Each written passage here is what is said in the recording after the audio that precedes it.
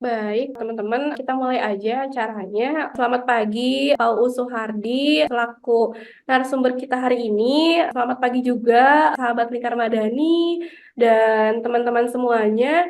Semoga kita dalam keadaan sehat dan berbahagia selalu ya teman-teman ya. Aku mau nyapa beberapa teman-teman yang ada di layar aku nih. Halo Kak Berlando, selamat pagi. Selamat pagi, Kak Wibi. Selamat pagi, Kak Lulu. Selamat pagi. Semangat pagi ya, teman-teman semua. Sini udah Ah, menjelang siang jadi oh Papua. iya, Hmm. baik. Kalau gitu, sebelumnya saya ingin mengucapkan terima kasih banyak untuk teman-teman Lingkar Madani yang sudah bergabung meluangkan waktunya dalam kegiatan pelatihan daring kapasitas organisasi dengan judul Serial Komunikasi Melalui Penulisan Efektif bagi Organisasi Masyarakat Sipil ya teman-teman ya. Mungkin sedikit info dari saya. Untuk kegiatan di bulan Juni, di bulan Mei dan Juni dengan tema komunikasi dalam publikasi ini terbagi menjadi dua serial ya teman-teman. Untuk serial pertama itu hari ini dengan Pak UU Suhardi pada kegiatan kita hari ini dengan judul tadi sudah saya sampaikan serial komunikasi melalui penulisan efektif bagi organisasi masyarakat sipil dan serial ini dibagi menjadi dua sesi ya teman-teman ya. Untuk topik hari ini menulis dengan kalimat efektif dan bahasa jurnalistik ya teman-teman. Kedua itu sesi duanya ada menulis dengan kalimat efektif dan bahasa jurnalistik. Itu untuk serial pertama ya teman-teman ya dengan Pak UU. Nah, serial keduanya itu ada Bung Philips dengan judul Cara Positif Membangun Komunikasi dengan Pihak Eksternal. Nah, untuk Bung Philips ini ya ada 5 topik ya teman-teman. Yang pertama itu menulis polisi brief, menulis ringkasan eksekutif, terus nanti ada latihan penulisan polisi brief, terus ada ringkasan eksekutif, selanjutnya lagi ada menulis opini dan feature ya teman-teman ya. Untuk jadwalnya nanti akan kami ingatkan lagi di akhir sesi atau nanti akan di reminder ulang lagi ya teman-teman ya melalui WAG atau personal ya teman-teman ya di chat ya. Atau juga kita bisa mengirimkan newsletter melalui email teman-teman. Oke, baik teman-teman. Kalau gitu mungkin kita langsung aja. Hari ini narasumber kita itu ada Pak UU Suhardi. Pak UU. Selamat pagi, Mbak Indah. Oke, Selamat pagi, pagi Pak UU. teman-teman. Sebelum Pak UU kasih materi atau memaparkan materi, aku sedikit bacain biodata tentang Pak UU ya. Teman-teman sudah terlihat ya profil Pak UU, UU Suhardi. Pak UU ini editor Tempo, pendidikannya sarjana sastra Universitas Indonesia. Nah, ini work experience-nya dari 1993 sampai 2011, Pak UU menjadi redaktur bahasa majalah Tempo, teman-teman. 1994 sampai 1998 redaktur bahasa majalah Matra. Lalu di 2004 sampai 2007 PAUU menjadi redaktur bahasa koran Tempo. Lanjut lagi di 2011 sampai 2020 PAUU menjadi koordinator redaksi bahasa grup Tempo. Lagi 2021 sampai 2022 PAUU menjadi pengelola siniar podcast Celetuk Bahasa Tempo. Lalu sejak 2010 PAUU menjadi editor Tempo atau publishing. Sejak 2015 PAUU menjadi pengajar bahasa jurnalistik Tempo Institute. Nah, teman-teman, selanjutnya di sini ada kegiatan PAUU yang lainnya ya sebenarnya masih banyak ya teman-teman. Cuman aku hanya menampilkan 3 aja ya teman-teman ya. Karena PAUU ini cukup senior banget. Oke, yang pertama itu PAUU menulis buku Celetuk Bahasa mengungkapkan 100 salah kaprah itu terbit pada 2017, teman-teman. Terus lagi ada Celetuk Bahasa 2, bukan sekedar salah kaprah itu ada di 2018. Dan selanjutnya itu Celetuk Bahasa 3, berkata-kata itu juga bermain ada di 2019, teman-teman. Selanjutnya, Pak UU menjadi narasumber sidang pembakuan uji kemahiran berbahasa Indonesia pada tahun 2021 sampai 2024 ya teman-teman ya.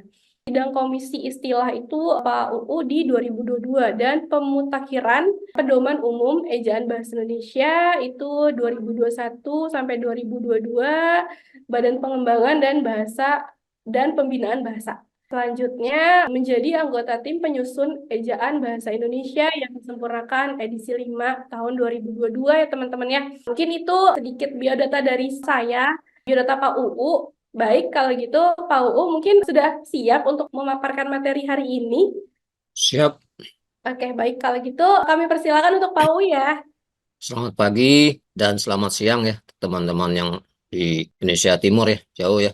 Hebat ya. Kayaknya ini dari Aceh sampai Papua ada ya. Tadi sudah diperkenalkan ya saya Suwardi. Saya tidak terlalu lama ya di Tempo ya tadi Mbak Indah ya. 30 tahun gitu. Ada yang lebih lama dari saya itu. Jadi kenapa saya 93 sampai 94 di Tempo itu 94 sampai 98 di Matra itu karena tahun 94 kan majalah Tempo di Breda. Jadi saya ke majalah Matra gitu waktu itu masih satu grup kan. Nah 98 Tempo terbit lagi saya kembali lagi ke Tempo gitu.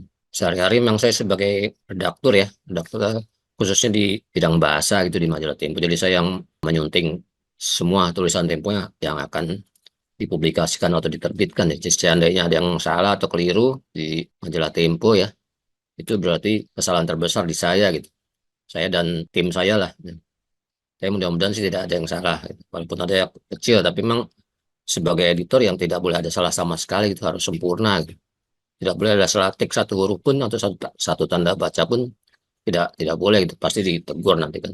Karena pengalaman saya yang panjang, makanya saya bisa berbagi ya, berbagi pengalaman, terutama soal penulisan di bahasa jurnalistik khususnya. Tapi tentu saja saya juga sebagai penyunting buku-buku juga ya, jadi tidak hanya terbatas bahasa jurnalistik. Ya. Kadang buku ilmiah juga saya ikut menyunting gitu. Assalamualaikum warahmatullahi wabarakatuh.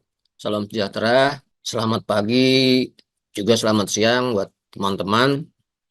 Saya panggil saja teman-teman semua ya. Saya anggap sebagai teman dan mudah-mudahan sih seumuran gitu. Pak. Ya mudah-mudahan keinginan saya gitu ya. Ini jadi menulis dengan kalimat efektif. Jadi tadi seperti saya katakan pengalaman saya di bidang tulis-menulis, saya berbagi di sini lah. Sebenarnya lebih berbagi pengalaman lah ya. Nanti terus kemudian kita bisa diskusi atau membahas bersama-sama gitu apa yang saya sampaikan. Gitu. Belum lebih jauh, apa yang disebut efektif ya kita sepakati dulu kira-kira seperti ini gitu. Jadi efektif adalah apa yang sudah disampaikan betul-betul sampai gitu. Sebenarnya ada bahasa Indonesia yang berhasil guna gitu, tapi jarang sekali digunakan bahkan hampir tidak pernah digunakan ya. Yang digunakan kata efektif ya. Ini serapan dari bahasa asing ya. Inggris ya, sebelumnya ada bahasa Belanda gitu.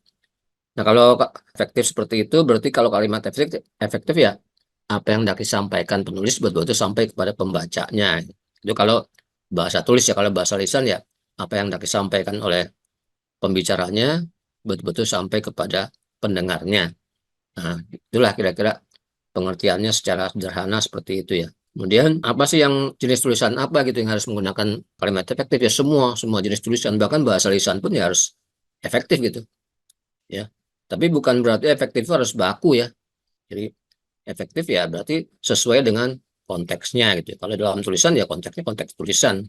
Apalagi kan pasti setiap penulis kan ingin tulisannya dibaca sebanyak mungkin orang atau sesuai dengan yang diinginkan oleh penulisnya.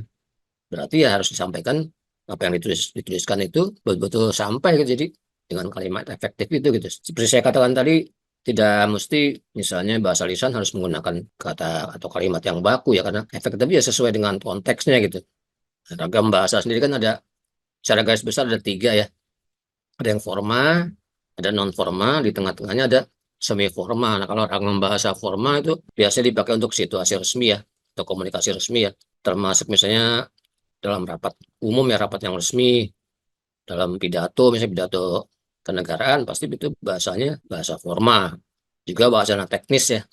Nah, karya ilmiah dalam hal ini misalnya skripsi, tesis, disertasi dan sebagainya tentu menggunakan juga bahasa yang formal. Kemudian juga kalau kita bicara dengan orang yang kita hormati atau yang lebih tua juga umumnya kan kita juga menggunakan bahasa yang formal gitu ya. Nah, ciri-cirinya tentu saja secara gramatika tertib gitu ya, sesuai dengan tata bahasa baku bahasa Indonesia kalau dalam konteks bahasa Indonesia tentu saja. Kata-katanya pun kata-kata yang baku, bukan kata sehari-hari gitu.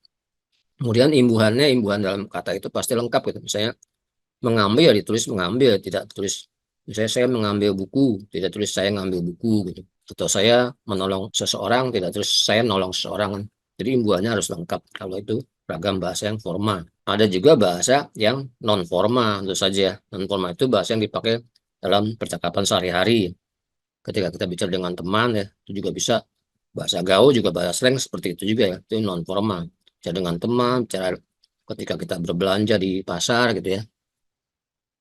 Atau di toko kelontong gitu, atau di kendaraan umum misalnya, itu bahasanya non formal umumnya. Kata-katanya pasti umumnya kata-kata non baku gitu. Kemudian imbuhannya Pak, umumnya kan juga tidak lengkap ya. Jadi misalnya saya ngambil bukan saya mengambil, saya nolong bukan saya menolong. Nah, apakah itu efektif ya? Efektif gitu. Jadi bukan berarti seperti saya ulangi lagi, bukan berarti bahasa yang efektif itu harus selalu baku gitu. Jadi kalau kita ke pasar misalnya, kita kan akan bertanya, hendak membeli cabai, misalkan tidak akan mungkin kita berkata, Ibu, berapakah harga satu on cabai ini? Kan tidak mungkin begitu gitu. Itu bahasanya formal tapi tidak efektif jadinya gitu.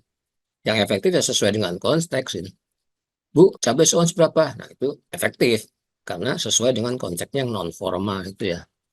Kemudian di antara formal dan non formal ada yang bahasa semi formal. Nah, semi formal inilah ada terletak bahasa jurnalistik ya, bahasa jurnalistik atau media massa. Nah, tetap saja tentu saja tata bahasanya baku ya, tapi dalam hal ini lebih longgar gitu. Kemudian lebih ringkas, kalimatnya lebih pendek-pendek, lebih padat. Kemudian limbuhannya tetap lengkap gitu. Mengambil ya mengambil, bukan ngambil, kecuali di judul. Ya. Judul misalnya KPK tangkap bupati gitu, bukan KPK menangkap bupati, KPK tangkap bupati untuk judul, tapi di tubuh berita tetap saja KPK menangkap bupati. Jadi di judul saja biasanya imbuhannya bisa tidak lengkap gitu.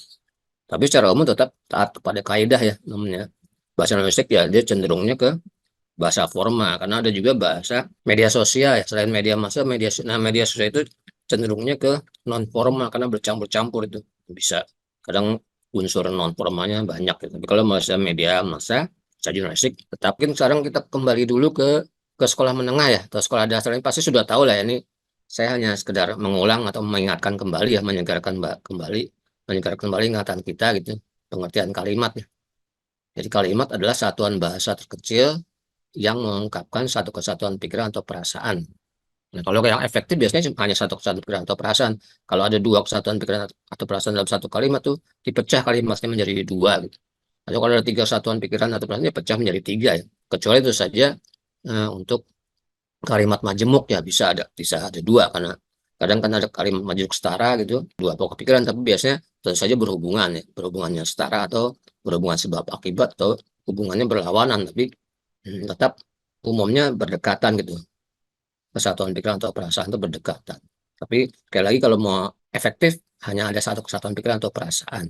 Kemudian dalam tulisan itu kalimat itu selalu diawali huruf kapital ya. Ini ciri-ciri yang mau susunan kata disebut kalimat yaitu diawali huruf kapital. Jadi tidak pernah kalimat itu diawali huruf kecil ya, apalagi oleh angka gitu. Selalu dengan huruf kapital atau huruf besar. Kemudian kalimat selalu diakhiri dengan tanda titik ya.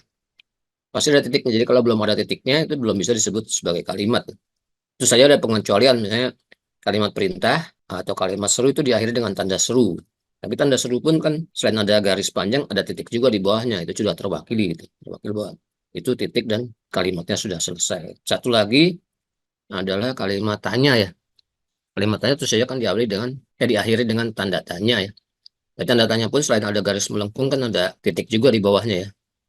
Jadi ya, sudah terwakili juga bahwa itu kalimat itu sudah berakhir ya.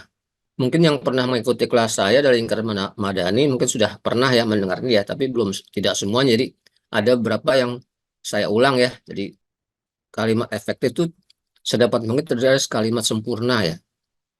Kalimat sempurna itu bukan berarti rumit ya, justru sederhana gitu. Jadi kalau sudah punya subjek dan predikat itu sudah bisa disebut sebagai kalimat sempurna. Ini contohnya, saya pergi. Saya sebagai subjek, pergi sebagai predikat. Diawali oleh huruf besar ya, huruf kapital S-nya diawali oleh titik. Nah, ini sudah disebut sebagai kalimat sempurna dan efektif gitu. Misalnya teman si saya bertanya kepada si saya itu gitu. Kemarin saya ke rumah kamu, saya ketuk-ketuk pintu, saya bel, saya panggil-panggil tidak ada yang menyahut. Dijawab oleh si saya bahwa saya pergi. Itu sudah menjawab, itu sudah ada informasi cukup efektif. Oh, pergi pantasan tidak ada yang menyahut atau keluar. Ketika teman saya datang ke rumah si saya itu gitu. Kemudian kalau masih ingat ya, Masih ingat atau pernah mendengar atau pernah tahu ya, dalam bahasa jurnalistik itu ada yang disebut 5W plus 1H gitu. 5W plus 1H itu who, what, where, when, why, dan how gitu. Jadi dalam sebuah tulisan jurnalistik sedapat mungkin ada keenam unsur itu gitu. 5W plus 1H itu karena kalau sudah ada keenam unsur itu biasanya tulisan itu sudah lengkap gitu. Apa yang hendak dicari pembaca, apa yang ingin diketahui pembaca ada di situ semua gitu. Nah, dalam kalimat pun sebenarnya dalam hanya satu kalimat itu bisa ada keenam unsur itu gitu. Tadi sudah ada dua unsur ya. Dua unsur yaitu who dan what gitu. Saya itu who-nya, siapanya, what itu apanya gitu. Itu sudah ada dua unsur W. Bisa juga diberi pelengkap dua unsur lagi, where dan when. Jadi di mana dan kapan. Kemarin saya pergi ke kantor Lingkar Madani Jakarta. Jadi where-nya di mananya itu kantor Lingkar Madani Jakarta. When-nya kapan itu kemarin. Jadi dalam kalimatnya sudah ada empat unsur W. Nah, kalimat itu bisa juga ditambahkan penjelasan how dan why, bagaimana dan mengapa. Kemarin saya pergi ke kantor Lingkar Madani Jakarta menumpang mobil teman untuk mengikuti kelas nulis. Jadi, why, mengapa pergi ke sana untuk mengikuti kelas nulis? Bagaimana ke sananya? Menumpang mobil teman. Nah, ini sudah ada semua unsur itu. 5 plus 1-nya sudah ada. Ini hanya dalam satu kalimat ya. Apalagi dalam sebuah tulisan yang panjang, yang lebih panjang atau yang panjang. Itu bisa ada keenam unsur itu. Nah, kalau sudah ada keenam unsur itu, niscaya tulisan itu sudah lengkap. Maksudnya informasi yang hendak dicari pembaca sudah ada di situ gitu. Jadi penulis sudah melengkapi apa-apa yang memang dicari pembaca, ibaratnya plus 1H. Tentu saja tidak harus semuanya ada ya. Misalnya di sini ya, di kalimat terakhir tuh untuk apa sih ada how-nya atau bagaimananya gitu kan, cukup. Misalnya kemarin saya pergi kantor Lingkar Madani Jakarta untuk mengikuti kelas nulis, sudah cukup gitu. Nah, kenapa ditambahkan how atau bagaimananya? Yaitu mengambil teman, mungkin sih saya ingin menunjukkan bahwa dia tidak punya mobil, jadi tolong dong saya dikasih mobil, atasan saya kasih saya mobil atau perusahaan tempat saya bekerja kasih saya mobil supaya saya tidak menumpang lagi. Jadi ada makna yang tersirat, bisa ditambahkan gitu gitu. Kira-kira seperti itu ya. Nah, ini ciri-ciri kalimat efektif ya, atau syarat untuk dua kalimat bisa efektif ya. Di samping yang tadi, ini detailnya gitu ya. Jadi, pertama itu singkat, kedua padat, kemudian jelas, dan lengkap dan cermat. Singkat tuh hanya menggunakan unsur yang diperlukan. Jadi jangan menggunakan kata-kata mubazir ya. Juga tanda bacanya jangan berlebihan gitu ya. Kata mubazir tuh biasanya akan mengganggu kalimat tuh. Akan membuat kalimat rancu, bisa membuat kalimat rancu gitu. Jadi pakailah yang diperlukan saja gitu. Kata mubazir atau berlebihan atau lewah atau lebay itu dihindari gitu. Yang kedua padat. Padat itu tidak berisi pengulangan kata. Pengulangan kata ini bukan berarti kata ulang ya. Pengulangan kata itu artinya sedapat mungkin dalam satu kalimat itu tidak ada dua kata yang sama. Misalnya dalam satu kalimat ada dua kata dapat, diganti salah satunya gitu dengan kata yang sama atau dihilangkan kalau bisa. Kalau tidak bisa dihilangkan ya diganti dengan kata yang sama maknanya yang bersinonim ya. Kalau dapat kan sinonimnya itu bisa ya. Ganti salah satu dengan kata bisa. Walaupun ada juga bisa yang artinya racun ya. Bisa ular itu kan racun ular. Tapi dari konteksnya akan ketahuan bahwa akan diketahui oleh pembaca bahwa bisa itu artinya dapat gitu. Yang ketiga jelas, jelas itu strukturnya teratur. Teratur tentu saja artinya tidak berantakan nih. Jadi tadi kalau contoh tadi kan ada subjeknya, subjek, predikat, objek gitu ya. Atau bisa keterangan waktu atau tempat bisa di depan, kadang di belakang gitu. Nah itu teratur gitu. Bukan berarti kalau yang tidak teratur itu salah ya, tapi pasti perlu waktu lebih lama ya bagi pembaca untuk memahami kalimat yang tidak teratur. Misalnya predikatnya dulu, objek baru subjeknya di belakang bisa saja gitu sebagai variasi gitu. Tapi kalau sebuah tulisan isinya semuanya kalimat yang tidak teratur itu akan melelahkan pembaca ya, karena perlu waktu lebih lama untuk paham, akhirnya jadi malas gitu untuk baca kalimat-kalimat berikutnya karena di awalnya sudah banyak yang tidak teratur gitu. Jadi sedapat mungkin strukturnya teratur, boleh sekali-sekali diselingi oleh yang tidak teratur sebagai gaya saja gitu. Tapi jangan terlalu banyak. Kalimat efektif adalah kalimat yang lengkap. Jadi selain tadi singkat, hanya menggunakan unsur yang diperlukan juga harus lengkap gitu. Jadi lengkap itu artinya mengandung semua unsur bentuk kalimat. Jangan sampai unsur yang harusnya ada tapi diabaikan gitu. Contohnya seperti tadi nih. Kemarin saya pergi ke kantor Lingkar Madani, jangan kemarin saya pergi kantor Lingkar Madani tidak ada kata depan ke, menjadi tidak jelas kalimatnya kan. Karena tidak lengkap itu gitu. Nah, harus ada kata depan sebelum kantor Lingkar Madani. Misalnya itu tadi kemarin saya pergi ke, kalau tidak ada ke-nya bisa kemarin saya pergi dari, kemarin saya pergi melewati gitu. Harus ada unsur kata depannya. Jadi unsur bentuk kalimatnya harus ada semua. Yang terakhir dan ini penting ya, mungkin yang paling penting itu cermat itu. Jadi memakai tanda baca dan pilihan kata yang tepat. Jadi tanda baca karena koma saja salah penempatan arti sebuah kalimat bisa berbeda. Nanti bisa kita lihat contohnya. Juga tentu saja pilihan kata juga harus tepat. Kalau salah pilih kata bisa berbeda sekali maknanya gitu. Kemudian yang paling penting adalah tidak menyimpang dari kaidah ya. Jadi nanti justru yang soal kaidah ini akan kita bahas lumayan panjang ya. Karena bahasa Indonesia tidak mungkin tanpa kaidah gitu. Jadi kita harus nulis, ketika menulis harus tak kepada kaidah gitu. Tadi sudah ada contoh kalimat yang efektif, ini yang tidak efektif ya. Contoh kalimat yang tidak efektif. Contohnya tadi harus singkat, kan ini contoh yang tidak singkat. Kemarin saya pergi ke kantor lingkar madani Jakarta dengan menumpang mobil teman untuk mengikuti kegiatan kelas nulis. Nah, itu yang warna kuning ini adalah mubazir, kata mubazir yang tidak perlu dituliskan gitu. Jadi untuk apa? Pakai kata dengan. Jadi langsung saja pergi kantor lingkar madani Jakarta menumpang mobil teman. Jadi, untuk mengikuti kegiatan kelas nulis, untuk apa kata kegiatan? Karena kelas nulis sendiri sudah sebuah kegiatan gitu dalam hal ini ya. Jadi untuk apa dituliskan lagi? Gitu. Kemudian tidak padat ada pengulangan kata. Contoh yang tidak padat. Kemarin saya pergi ke kantor lingkar madani Jakarta menumpang mobil teman saya untuk mengikuti kelas nulis. Kalau saya pasti pergi menumpang mobil teman saya kan, tidak mungkin menumpang mobil teman orang lain, mana boleh gitu kan. Jadi untuk apa kata saya yang kedua ini dituliskan lagi gitu. Ketiga, tidak jelas. Ini tadi tidak teratur ya. Kemarin pergi untuk mengikuti kelas nulis saya menumpang mobil teman ke kantor lingkar madani Jakarta. Ini sebenarnya tidak teratur, mungkin kita bisa paham ya sekarang ini karena sebelumnya kalimat itu kan sudah muncul ya, sudah muncul berkali-kali, sudah saya bacakan, bahkan sudah teman-teman sudah baca sendiri, jadi bisa paham gitu. Tapi kalau seandainya kalimat ini muncul pertama kali, pasti perlu waktu lebih lama untuk memahaminya gitu. Bahkan dalam konteks-konteks lain atau kalimat lain yang seperti ini mungkin bisa saja pembaca gagal memahami gitu. Yang keempat, tidak lengkap, itu ada unsur yang hilang. Kemarin saya pergi kantor lingkar madani, nah tadi sudah kasih contoh ya, harusnya ada kata depan dalam hal ini ke ya, karena kantor lingkar madani sebagai tujuan ya ada pergi ke. Menumpang mobil teman untuk kelas menulis ini tidak jelas, untuk kelas menulis maksudnya apa gitu, harus ada verba atau kata kerjanya sebelum kelas menulis, yaitu seperti yang di atas yang mengikuti kelas menulis. Yang terakhir atau kelima ini tidak cermat soal pilihan kata dan tanda baca. Kemarin saya beranjang sana ke kantor lingkar madani. Nah, beranjang sana itu kan artinya bersilaturahmi ya, atau berkunjung untuk melepaskan rasa rindu gitu kan. Ya, tidak tepat kan untuk mengikuti kelas menulis ya, bukan beranjang sana. Pakai kata yang netral saja ya, pergi, mendatangi misalnya, atau datang bisa ya. Jangan beranjang sana, tidak tepat. Kemudian soal koma, kantor lingkar madani, koma Jakarta. Nah, setelah Jakarta ada koma lagi ya. Karena Jakarta ini menjelaskan di mana letak kantor lingkar madani. Nah, karena Jakarta itu menjelaskan, jadi harus diawali koma dan diakhiri juga oleh koma. Jadi diapit dua tanda koma. Baru menumpang mobil teman untuk itu kelas mis. Nah, ini koma yang setelah teman justru tidak diperlukan. Ya, langsung saja menumpang mobil teman untuk itu kelas nulis. Jadi untuk agar efektif, koma setelah teman dipindahkan saja ke setelah Jakarta gitu. Jadi hati-hati dengan koma ya.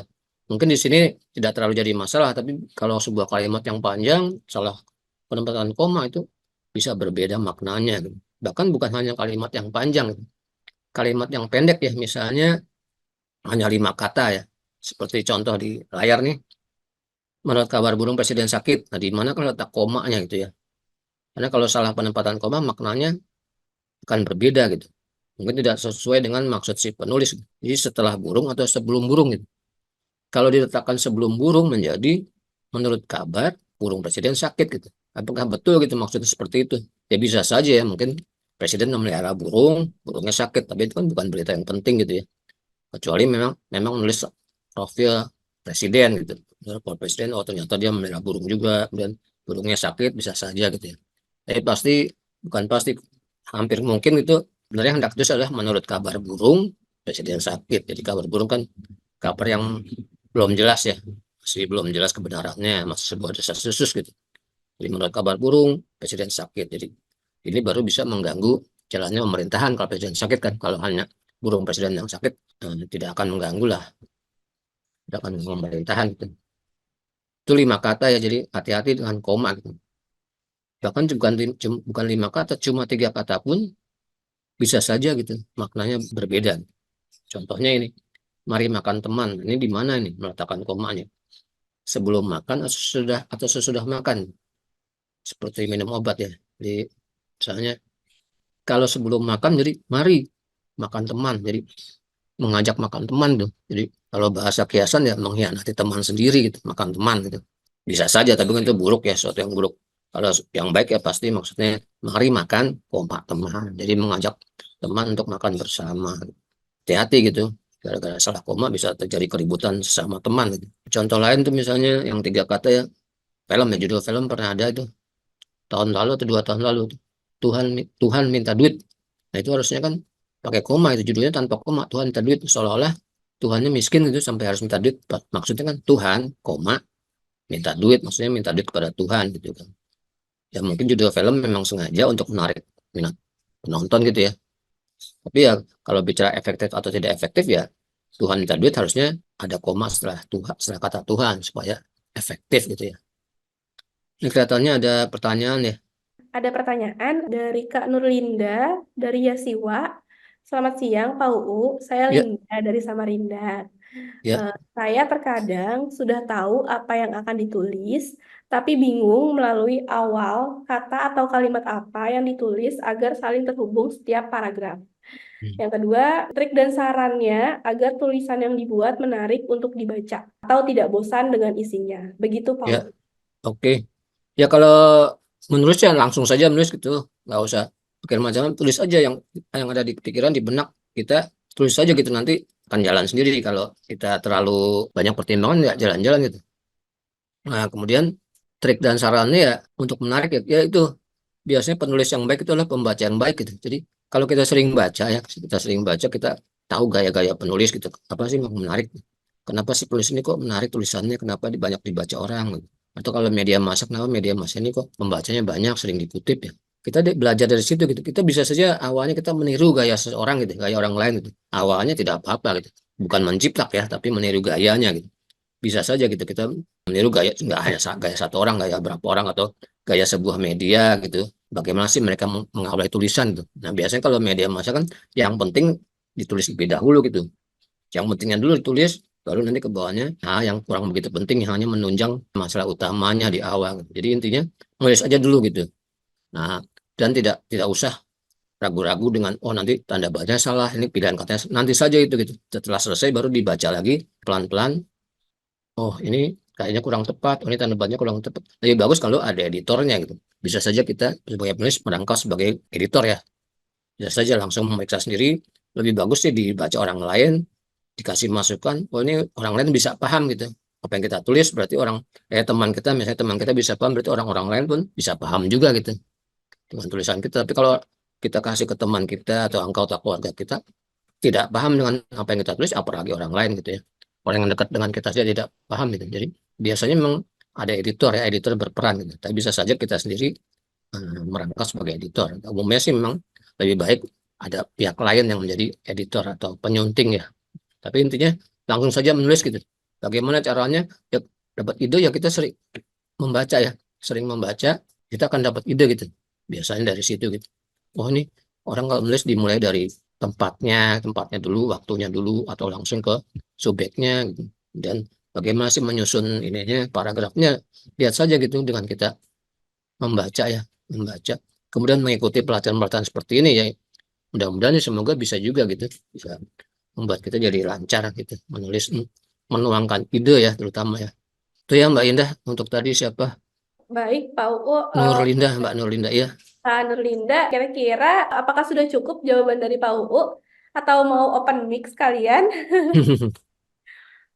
Sudah Kak, siap. Ada, Ya, oke baik. Silakan dilanjut Pak UU. ada lagi kayaknya ya.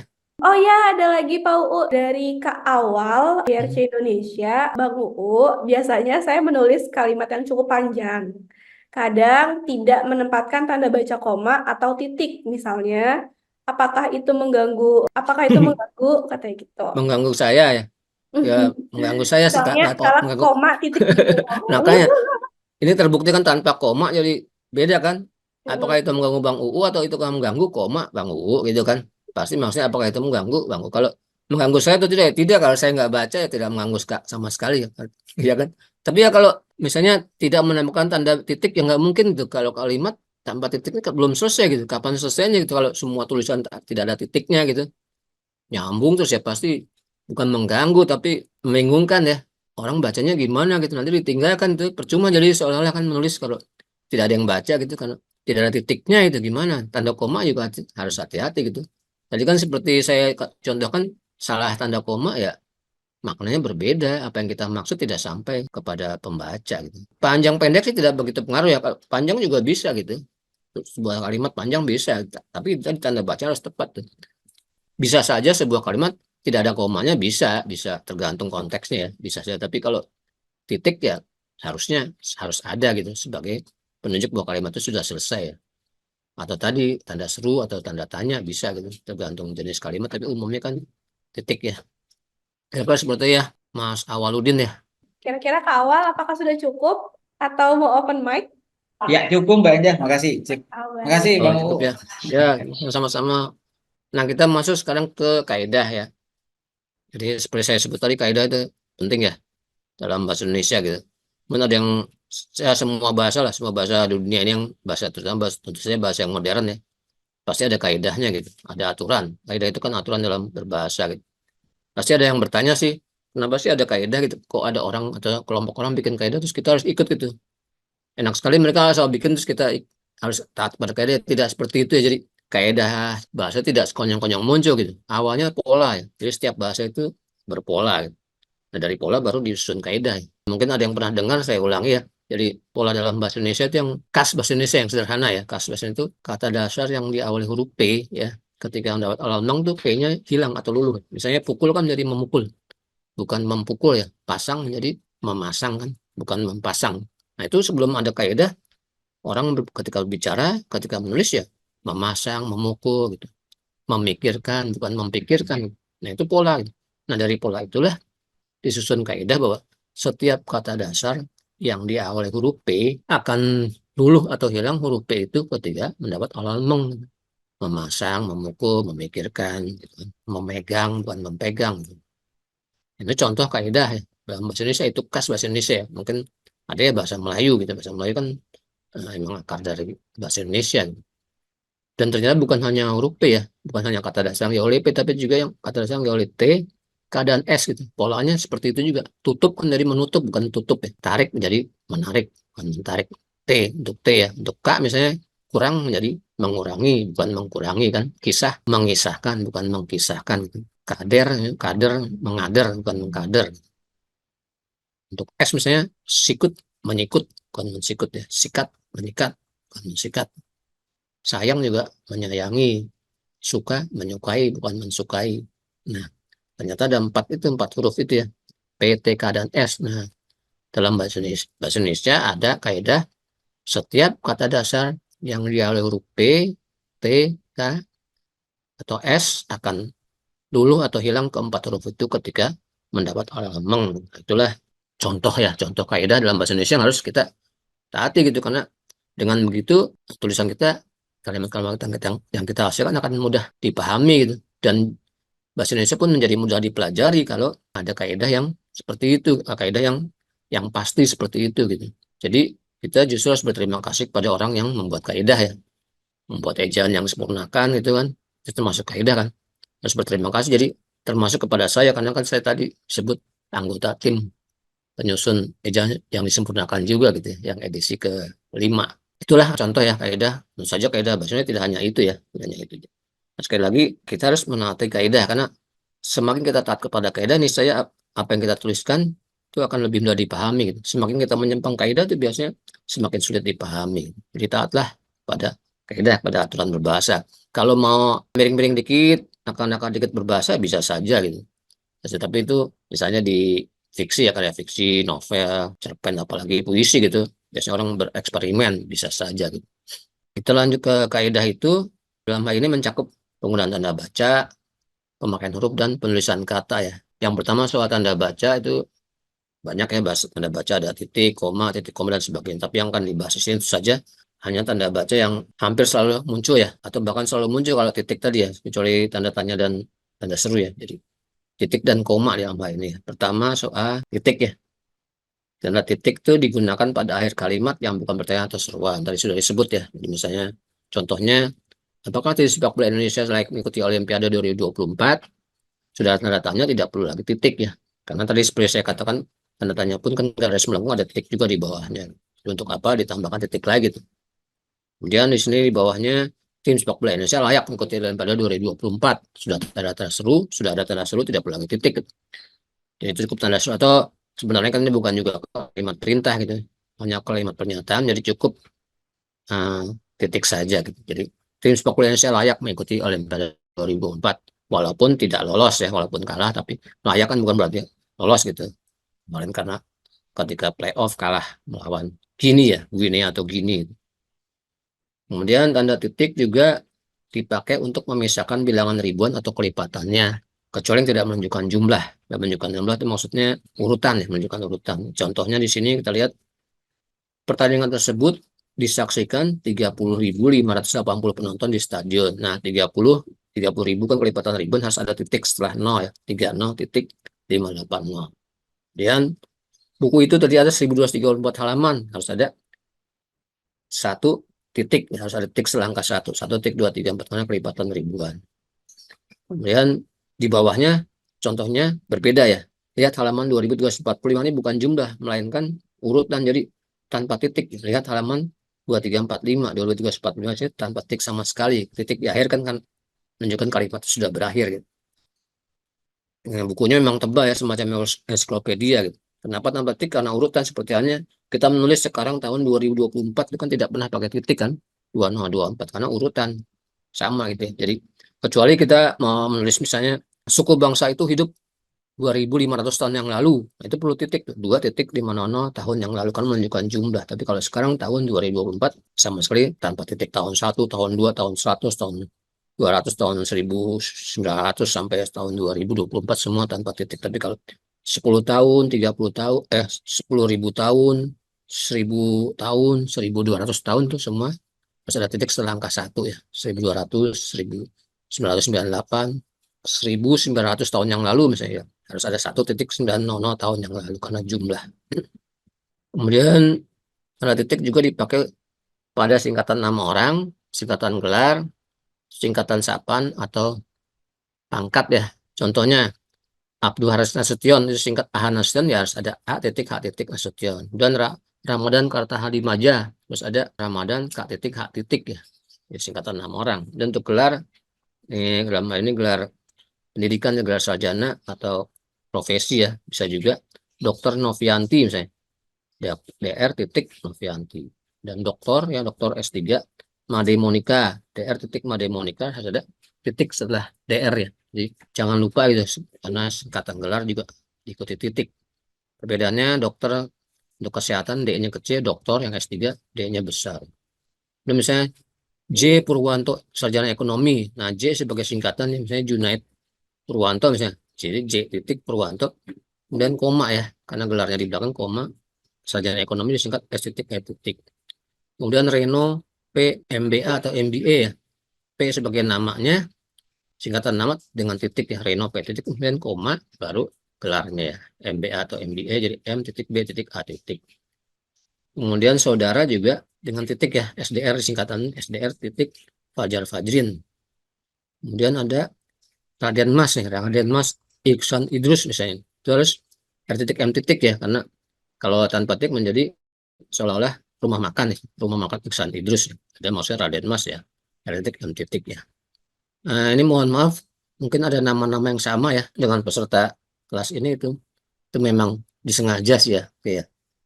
Nah, kemudian ada lagi Kolonel Infanteri disingkat INF Berlando ya. Ini harusnya dengan titik ya, Ko titik INF titik. Kalau tanpa titik Ko seolah-olah seperti nama sayuran jadinya. Nah, itulah cara penulisan singkatan nama orang, singkatan gelar, sapaan atau pangkat. Memang di beberapa media dan media termasuk Tempo untuk gelar itu tidak pakai titik itu gaya selingkung saja gitu, gaya selingkung di medianya gitu.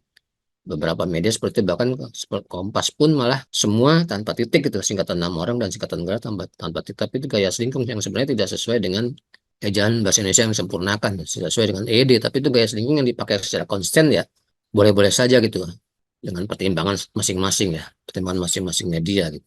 Kemudian ada pertanyaan ya, saya bacakan ya dari Bang Deki ini.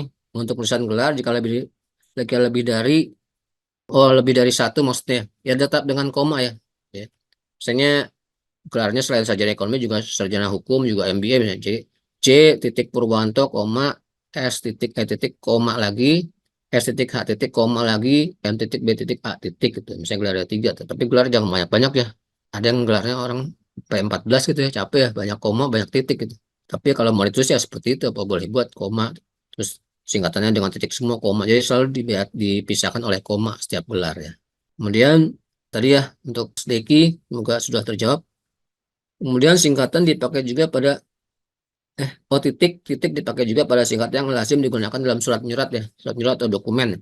Ya, atas nama itu singkatannya A titik N titik ya, bukan A garis miring N, tapi A titik N titik dan huruf kecil semua ya, juga sampai dengan S titik D titik, bukan S garis miring D. Untuk perhatian juga U titik P titik, nomor tuh NO titik N-nya besar karena NO titik pasti diikuti oleh angka biasanya. Dan seterusnya DST titik dan sebagainya juga DSB titik dan lainnya DRE titik ya. Halaman juga HM titik ya, bukan H, melainkan HM titik. Kemudian yang terhormat YTH ya, YTH titik, tidak semuanya huruf besar, hanya Y-nya yang besar, biasa diikuti oleh nama orang ya, nama orang atau nama jabatan atau ya nama orang atau jabatannya biasa. Nah, tapi ini hanya digunakan untuk surat menyurat ya, singkatan-singkatan ini.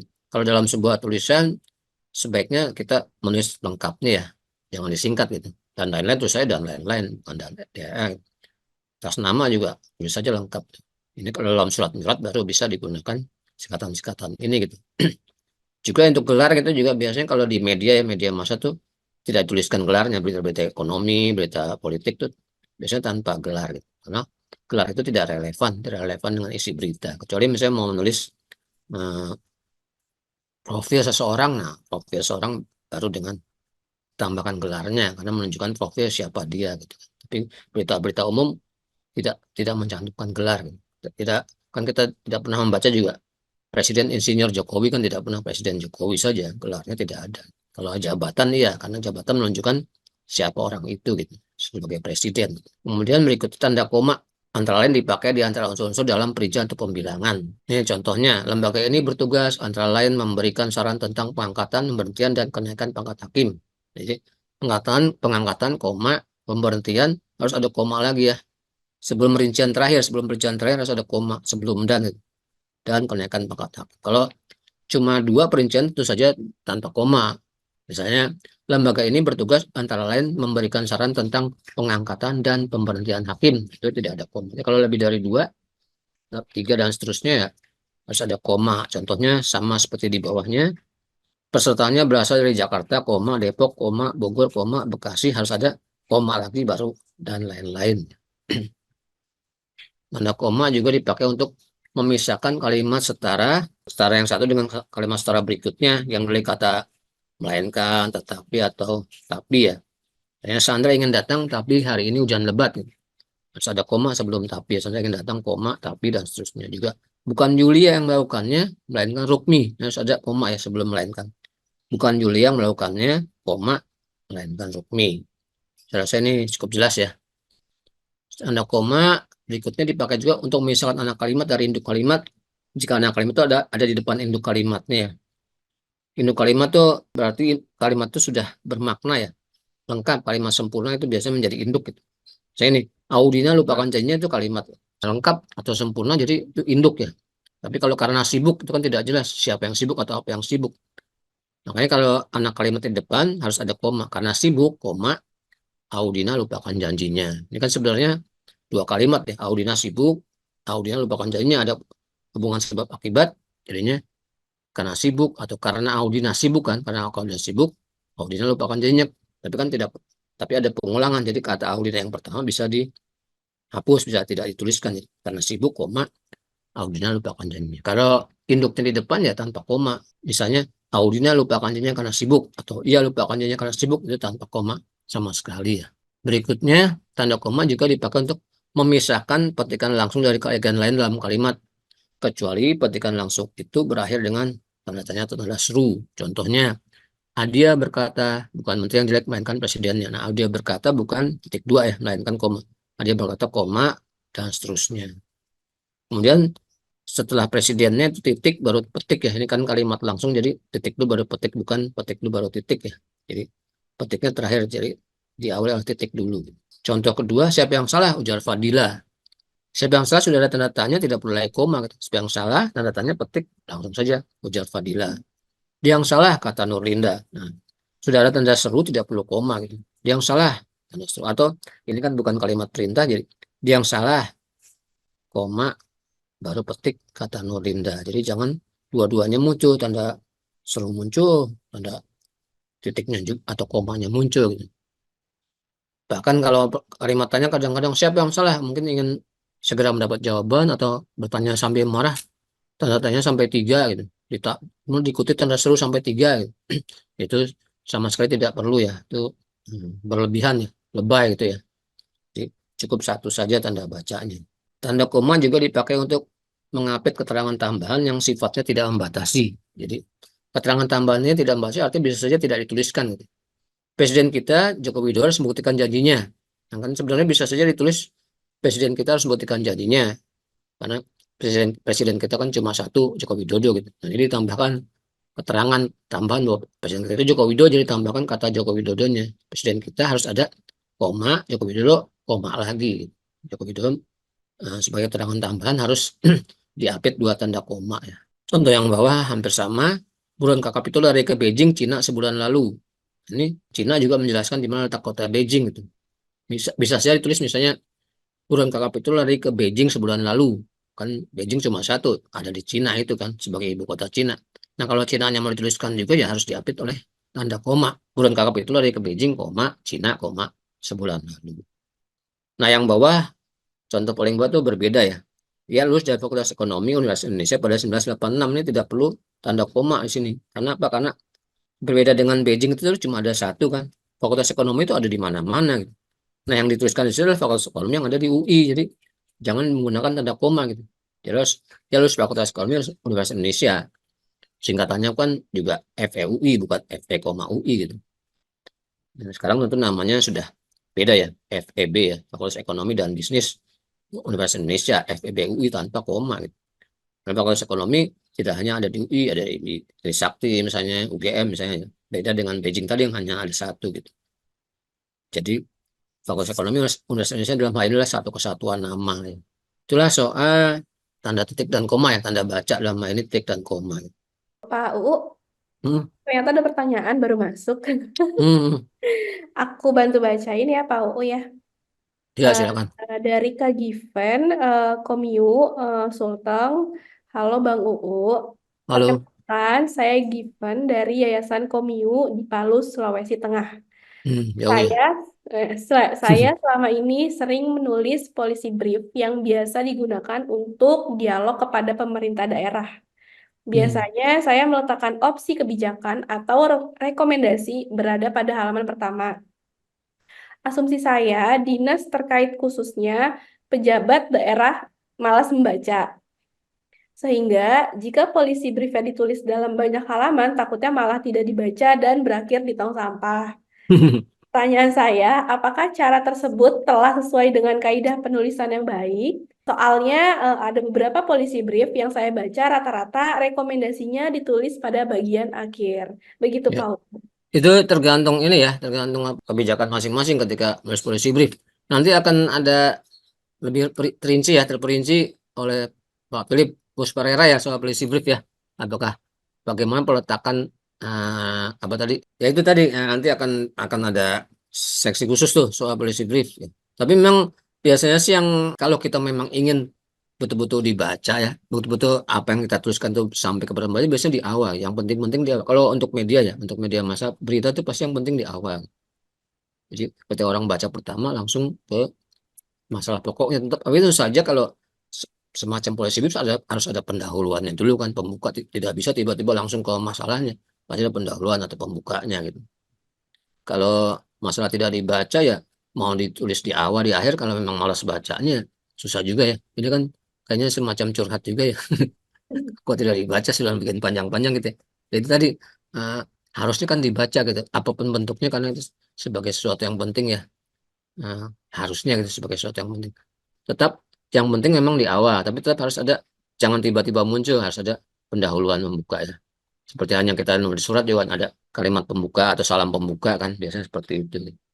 Itu ya kira-kira ya Mas. Tapi nanti akan lebih jelas ikut di kelas sesinya Filipus Pereira ya.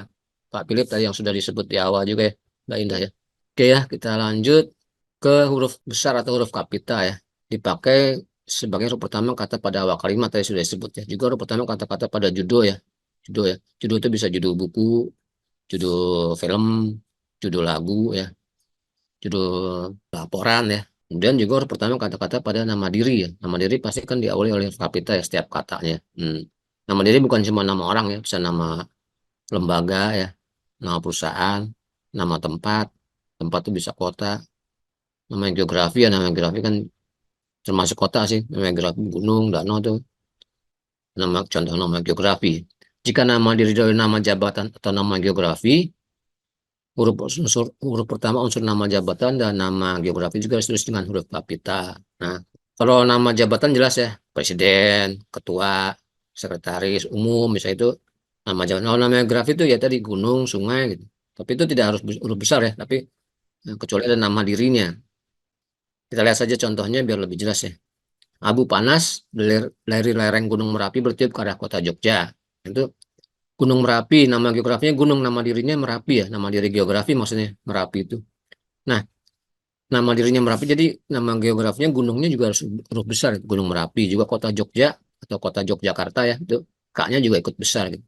Kalau tanpa Merapi dan Jogja ya tidak perlu besar, misalnya abu panas dari lereng gunung bertiup ke arah kota, itu tidak huruf besar, tidak ada huruf besarnya kecuali A pada abu ya karena awal kalimat. Yang di bawah agak berbeda, pensiunan jenderal itu rupanya berniat menjadi wali kota Jakarta Utara. Kata jenderal itu tidak diikuti oleh namanya, nama dirinya. Jadi J-nya tidak perlu besar. Tapi kalau wali kota Jakarta Utara, wali kotanya diikuti oleh nama diri, dalam hal ini nama tempat atau nama wilayah Jakarta Utara, jadi W dan K-nya juga besar ya. Nah, Jakarta Utara U-nya besar karena memang nama kesatuan wilayah, Jakarta Selatan, Jakarta Timur, semua diawali huruf besar ya. Tapi kalau saya berjalan ke arah utara, nah itu arah matangit U-nya tidak besar ya. Atau matahari terbit dari timur, T-nya tidak besar. Tapi kalau Jawa Timur, Jakarta Timur, T-nya besar. Ini contoh buku ya, judul buku Dari Ave Maria ke Jalan Lain ke Roma.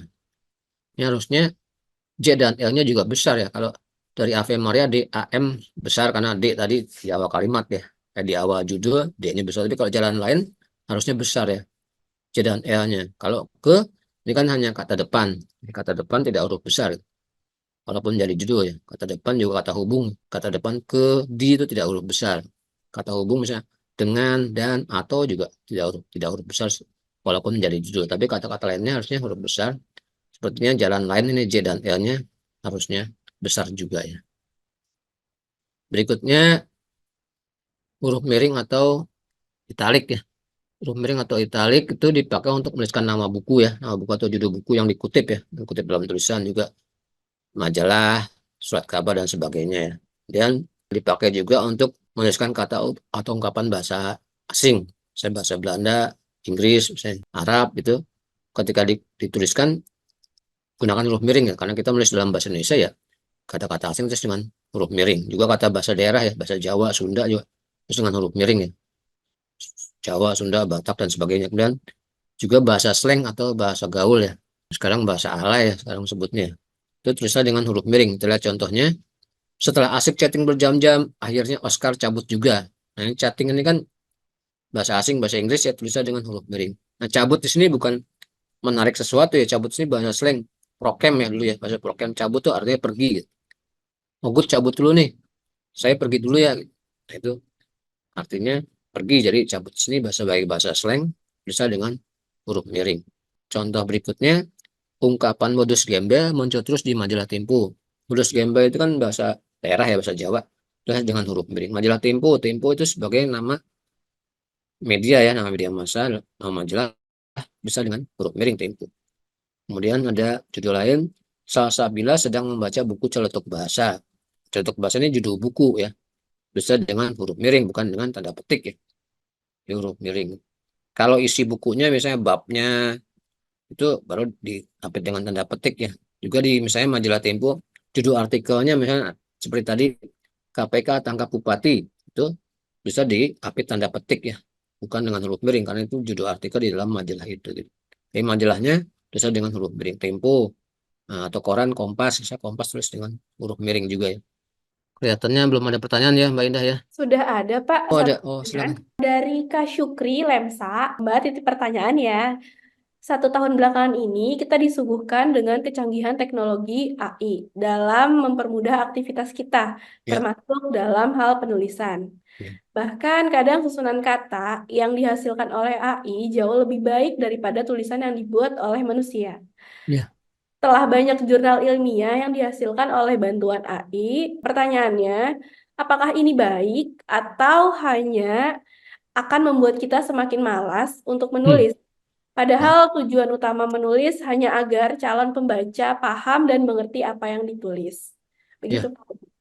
Ya, tentu saja namanya AI itu membantu kita gitu, tapi tidak bisa menggantikan kita gitu, tapi dia akan membantu kita gitu. Jadi manfaatkanlah saja gitu ilmu apapun gitu yang bisa membantu kita. Kalau itu bisa menghasilkan tulisan kita lebih bagus, ya bisa kita manfaatkan, tapi jangan seolah-olah jadinya kita menggunakan itu hanya apa menyerahkan sepenuhnya gitu. Jadi seolah-olah sebagai karya itu menjadi karya bukan karya kita sendiri gitu. Karena bagaimanapun AI itu tidak punya perasaan gitu. Nggak tahu nanti berapa puluh tahun kemudian mungkin bisa punya perasaan juga, tapi sampai saat ini kan tidak punya. Kita yang manusia yang punya rasa, punya perasaan, punya jiwa. Dia kan tidak berjiwa. Jadi semacam robot lah yang bantu kita sehari-hari ketika kita mau makan misalnya kalau ada robot ya kita tinggal tiduran, ada yang nyuapin kita, ada apa gitu. Tapi kan rasanya berbeda kalau kita makan sendiri dengan disuap misalnya saja seperti itu ya. Jadi itu hanya membantu ketika kita tidak berdaya misalnya di rumah sakit ya apa boleh buat ada yang semacam robot yang membantu kita untuk makan dan sebagainya.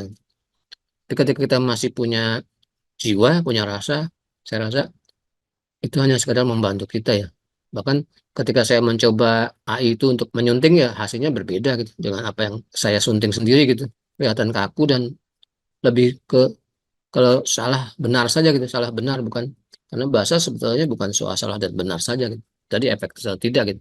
Efek atau tidak, pilihan katanya tepat atau tidak gitu, bukan salah atau benar. Jadi bisa kita manfaatkanlah teknologi sesuai dengan yang memang kita butuhkan gitu.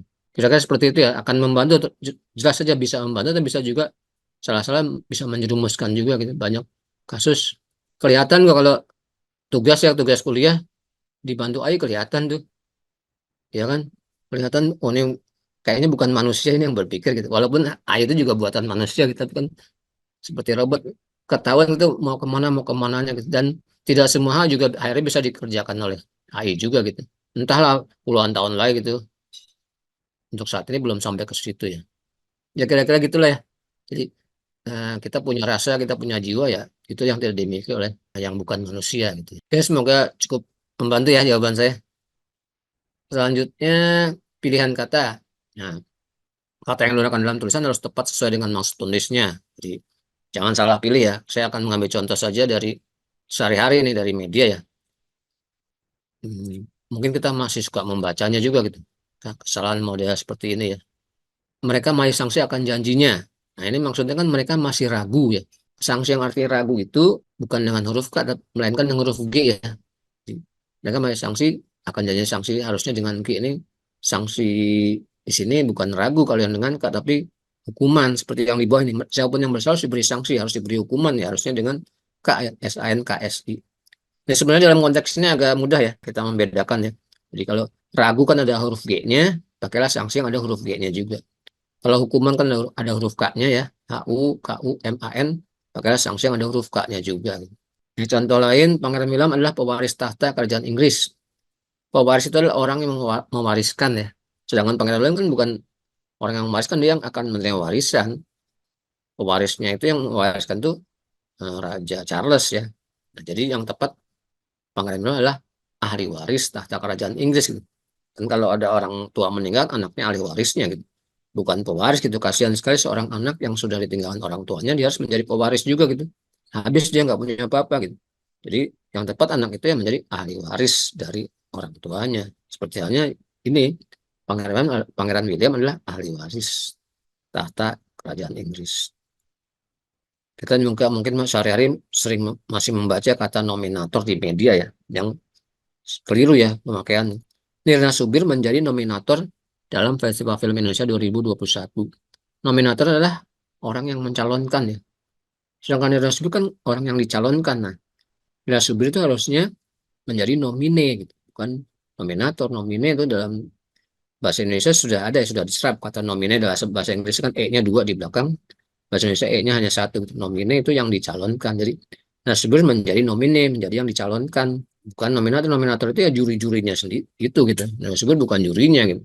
Suatu saat mungkin dia akan bisa saja menjadi juri gitu, tapi tahun 2021 dia menjadi nomine bukan nominator ya. Hati-hati memilih kata gitu ya. Berikutnya kata mubasir tadi sudah disinggung ya di awal, adalah kata yang tidak mengganggu kelancaran komunikasi bila tidak digunakan. Sifat yang berlebihan bahkan bisa menghasilkan kalimat rancu. Contohnya, penyebab hal itu adalah karena pembagian kota tidak merata. Ini ada kata penyebab, ada juga karena gitu. Tinggal dibuang saja karenanya biar kalimatnya menjadi efektif. Penyebab hal itu adalah pembagian keuntungan tidak merata.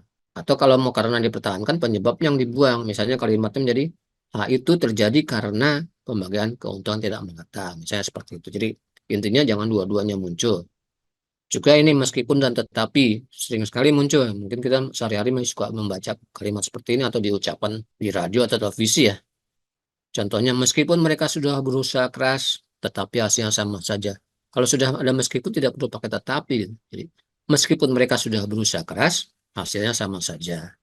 Kemudian bisa juga mereka sudah berusaha keras, tetapi hasilnya sama saja meskipun yang dibuang. Jadi intinya jangan dua-duanya muncul, pilih salah satu. Ada juga ini, kalau Mida sakit, maka Mida tidak hadir. Kalau sudah ada kalau tidak perlu maka gitu. Jadi kalau sakit, Mida tidak hadir gitu. Kata Mida yang pertama tuh bisa dibuang gitu karena subjeknya sama, dua-duanya Mida. Jadi Mida yang pertama bisa dibuang. Kalau mau dipertahankan makanya, kalau yang dibuang misalnya Mida sakit, maka tidak hadir kan bisa gitu. Nah, contohnya kayak ungkapan filsafat ya, cogito ergo sum. Saya berpikir maka saya ada, bukan kalau saya berpikir maka saya ada gitu. Bahkan lebih efektif sebenarnya saya berpikir maka ada.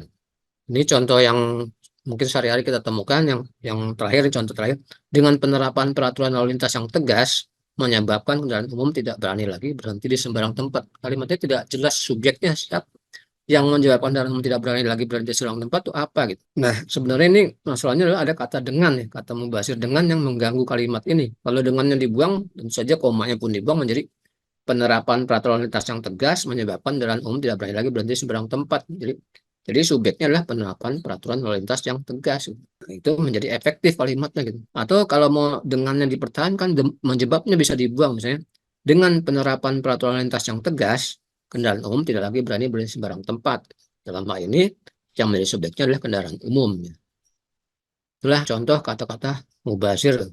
Ada pertanyaan, Pak UU. Hmm. Ada 2 pertanyaan. Aku bantu baca ini ya, Pak UU Ya, ya. ya, silakan. Yang pertama dari Kak Ahmad dari Japesda Gorontalo. Pak Ya, UU, jauh-jauh ya. iya, Pak UU, kata atau kalimat apa yang tepat dipakai dalam tanda kurung? Nah, Ada ini kurung ya macam-macam ya. Misalnya untuk menunjukkan waktu ya. Biasanya itu untuk menjelaskan ya, menjelaskan kata sebelumnya. Itu bisa berupa waktu ya, misalnya sedang bicara tentang Orde Baru dalam kurung tahun 65 sampai 98 itu kan menjelaskan. Jadi menjelaskan kata sebelumnya, atau misalnya umur umur juga bisa, misalnya Indah dalam kurung 19 tahun misalnya. Itu bisa saja, atau misalnya menjelaskan makna kata itu, misalnya tadinya bahasa Inggris ya, misalnya of larung dalam kurung pencerahan gitu. Itu banyak ya fungsinya. Itu bisa juga dia menggantikan tadi keterangan tambahan ya. Yang tadi presiden kita Joko Widodo, bisa presiden kita dalam kurung Joko Widodo dalam kurung tutup dan seterusnya, bisa juga seperti, tapi jarang digunakan. Bisa saja. Jadi intinya lah menjelaskan kata sebelumnya gitu. Banyak digunakan kalau di media ya itu, kalau ada kata asing dijelaskan gitu. Kalau kata asing dianggap belum belum begitu familiar dalam pembaca, itu dalam kurung terjemahannya gitu. Atau sebaliknya gitu. Kita tulis sebuah kata tapi mungkin kata itu masih baru, belum banyak yang tahu gitu. Dalam kurung kata aslinya, kata artinya dalam bahasa asing. Misalnya dalam petahana, ketika belum tahu orang petahana itu apa tuh dalam kurung incumbent ya, incumbent huruf miring kan, itu bisa jadi menjelaskan oh petahana itu maksudnya incumbent. Kalau sekarang sih orang mungkin sudah tahu ya arti petahana ya. Ketika awal muncul mungkin perlu penjelasan mungkin seperti itu. Itu ya Mbak Indah tadi untuk siapa? Nah, Nah, Kak Ahmad. ya Pak Ahmad. Berikutnya dari Kak Deki, dari Kelola, Bang Uu. Paling baik satu kalimat efektif terdiri dari berapa kata?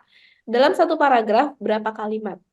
Sebenarnya tidak ada patokan yang pasti ya, karena panjang atau pendeknya tergantung itu tadi pokok salah satu pokok pikiran ya bisa saja panjang gitu dan dua pokok pikiran bisa saja pendek gitu dalam satu kalimat. Intinya adalah kalimat itu tadi ada pokok pikiran dan tidak berbelit-belit, tidak tidak punya anak kalimat pun cuma satu, jangan sampai ada anak kalimat lebih dari satu, bahkan ada anak kalimat punya anak kalimat lagi, itu dipecah-pecah lah menjadi berapa kalimat. Tidak ada yang pasti berapa kata, tapi umumnya belasan kata masih bisa lah. Kalau lebih dari 20 kata lebih tuh, terutama untuk orang Indonesia ya, pembaca Indonesia itu agak berbeda ya. Mana saya pernah baca penelitiannya agak berbeda dengan misalnya membaca Barat ya, Eropa ya. Mungkin napasnya juga agak beda kan. Dalam olahraga pun kita juga kalah napas sering kan dalam pertandingan. Dan dalam membaca pun gitu gitu.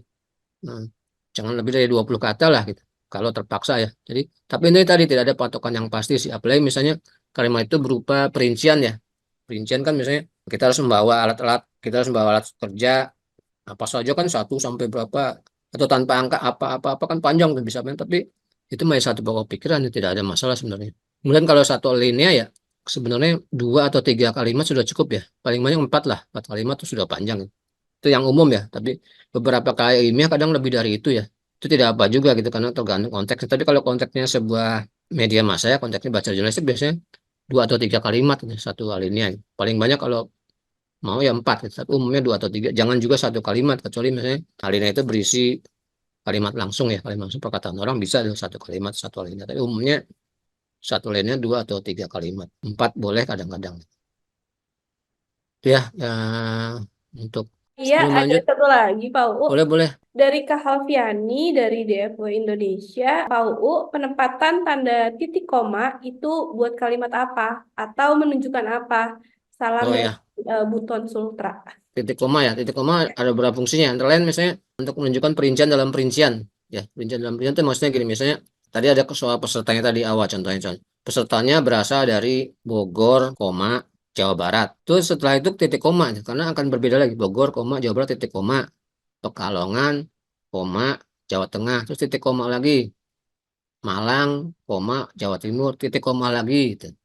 Medan, Serang, koma, Banten misalnya gitu. Jadi kalau semuanya hanya koma kan seolah-olah Bogor, koma, Jawa Barat, koma, Pekalongan, koma, Jawa, seolah semua nama kota. Padahal itu kan ada Jawa Barat, Jawa Tengah, Jawa Timur, dan Banten. Jadi dipisahkan oleh titik koma gitu. Ya, Bogor, koma, Jawa Tengah, Bogor, koma, Jawa Barat, titik koma. Nanti setelah Pekalongan, koma, Jawa Tengah, titik koma. Nah itu perincian dalam perincian. Bisa juga titik koma digunakan ketika perincian ke bawah ya. Bawah misalnya kita harus mematuhi protokol kesehatan sebagai berikut ya. Nah itu sebagai berikut jangan lupa titik ya. Itu mematuhi protokol kesehatan sebagai berikut titik ya. Bukan titik dua ya, bukan titik koma, bukan titik dua gitu. Karena itu kalimat itu sudah selesai ya. Walaupun informasinya belum selesai, tapi kalimatnya sudah selesai. Jadi kita harus mematuhi protokol kesehatan sebagai berikut titik. Satu, memakai masker. Nah itu titik koma, memakai masker titik koma. Dua titik, menjaga jarak titik koma. Tiga titik, mencuci tangan.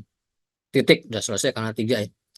Jadi perincian ke bawah yang bukan berupa kalimat lengkap ya. Kalau kalimat lengkap titik, tapi kita harus misalnya kita harus mengerti protokol kesehatan sebagai berikut titik. Satu, kita harus selalu memakai masker. Kita harus selalu memakai masker, kalimat lengkap titik. Dua, dua titik lagi ya. Kita harus selalu menjaga jarak titik gitu karena kalimat lengkap juga tiga dan seterusnya titik lagi. Jadi titik koma itu tadi kalau bukan kalimat lengkap urut apa rincian ke bawah itu dengan titik koma. Kemudian tadi kalau perincian dalam perincian juga ada titik koma ya. Itu ya. Oke, kita lanjut ke kata Bang Jum adalah gabungan dua kata atau lebih ya. Morfem ini istilah linguistik ya. Tapi biasanya memang dua kata ya, misalnya kereta api itu kata Bang Jum. Kalau lebih ya kereta api cepat kata Bang Jum. Tiga kata ya, kereta api cepat luar biasa. Nah, itu lima kata. Nah, ketika diulang makanya Jangan kereta api, pengulangannya kereta-kereta api supaya nanti bukan kereta api cepat luar biasa, kereta api cepat luar biasa. Tulisnya capek, ngomongnya juga capek, cukup cukup kereta-kereta api cepat luar biasa. Tapi intinya bagaimana penulisannya gitu. Penulisannya adalah selalu dipisah ya. Kata maunya penulisan dipisah unsur-unsur. Kereta api ya kereta spasi api, kereta api cepat ya kereta api, kereta spasi api, kereta spasi lagi cepat. Yang kita bahas tentu saja yang kata majemuk yang umum ya, hanya dua kata ya. Contohnya wali kota, wali spasi kota ya. Kemudian dia diangkat menjadi wali kota, wali spasi kota. Seperti hanya tata kota, tata spasi kota. Ibu kota juga ibu spasi kota. Makanya IKN kan bukan IN. Ibu kota negara, IKN. Ibu spasi kota spasi negara. Balai kota juga balai spasi kota. Kemudian contoh lain sepak bola ya. Lionel Messi telah 8 kali terpilih sebagai pemain sepak bola terbaik dunia. Sepak bola, kata Manjemuk, dipisah. Semua cabang olahraga dipisah ya. Sepak bola, tenis, meja, lempar, lembing, bulu, tangkis, semua dipisah. Ada spasi di tengahnya. Tapi untuk kata olahraganya sendiri digabung ya. Olahraga digabung. Maka singkatannya untuk pekan olahraga nasional singkatnya PON ya. Kalau dipisah menjadi PORN, gitu. PORN, untung digabung gitu. Jadi PON, PON. Aneh kalau singkatannya misalnya sukses kan PORN di Papua kan aneh gitu. Untung digabung olahraga. Jadi olahraga sudah dianggap satu kesatuan kata ya. Seperti halnya matahari. Matahari sebenarnya kan mata yang menerangi hari gitu. Tapi sudah dianggap satu kata, matahari selalu digabung. Olahraga, matahari, juga kacamata itu dianggap satu satuan kata. Tapi yang lain kata majemuk selalu ditulis terpisah. Misalnya ini kerjasama juga dipisah ya. Kerja spasi sama. Ketika mendapat awalan ber juga tetap sama, dipisah juga bekerja sama. Nah, kemudian tanggung jawab juga ya. Awaludin harus bertanggungjawabkan perbuatannya. Tapi kalau tanggung jawab itu dipisah, tanggung spasi jawab. Bertanggung jawab juga dipisah, bertanggung spasi jawab. Tapi kalau mempertanggungjawabkan kan mendapat awalan memper sekaligus airankan. Mempertanggungjawabkan itu digabung. Juga mendapat awalan per dan an, misalnya pertanggungjawaban itu semua juga digabung tanpa spasi. Contoh lain tanda tangan itu terpisah, tanda spasi tangan, bertanda spasi tangan juga. Tapi kalau penanda tanganan tulisannya digabungkan karena mendapat awalan per sekaligus airan atau menandatangani ditandatangani itu semua digabung karena mendapat awalan sekaligus akhiran ya. Tapi kalau tanpa tidak diberi awalan sekaligus akhiran selalu dipisah. Hanya awalan saja dipisah. Bertanda tangan, bekerja sama, bertanggung jawab tetap tulisannya dipisah ya dengan spasi. Nah, di selain kata majemuk ada yang namanya bentuk terikat. Bentuk terikatnya selalu tulis rangkai dengan kata yang mengikutinya, jadi tidak dipisah ya. Berbeda dengan kata majemuk, namanya saya bentuk terikat, jadi harus terikat dengan kata yang mengikutinya.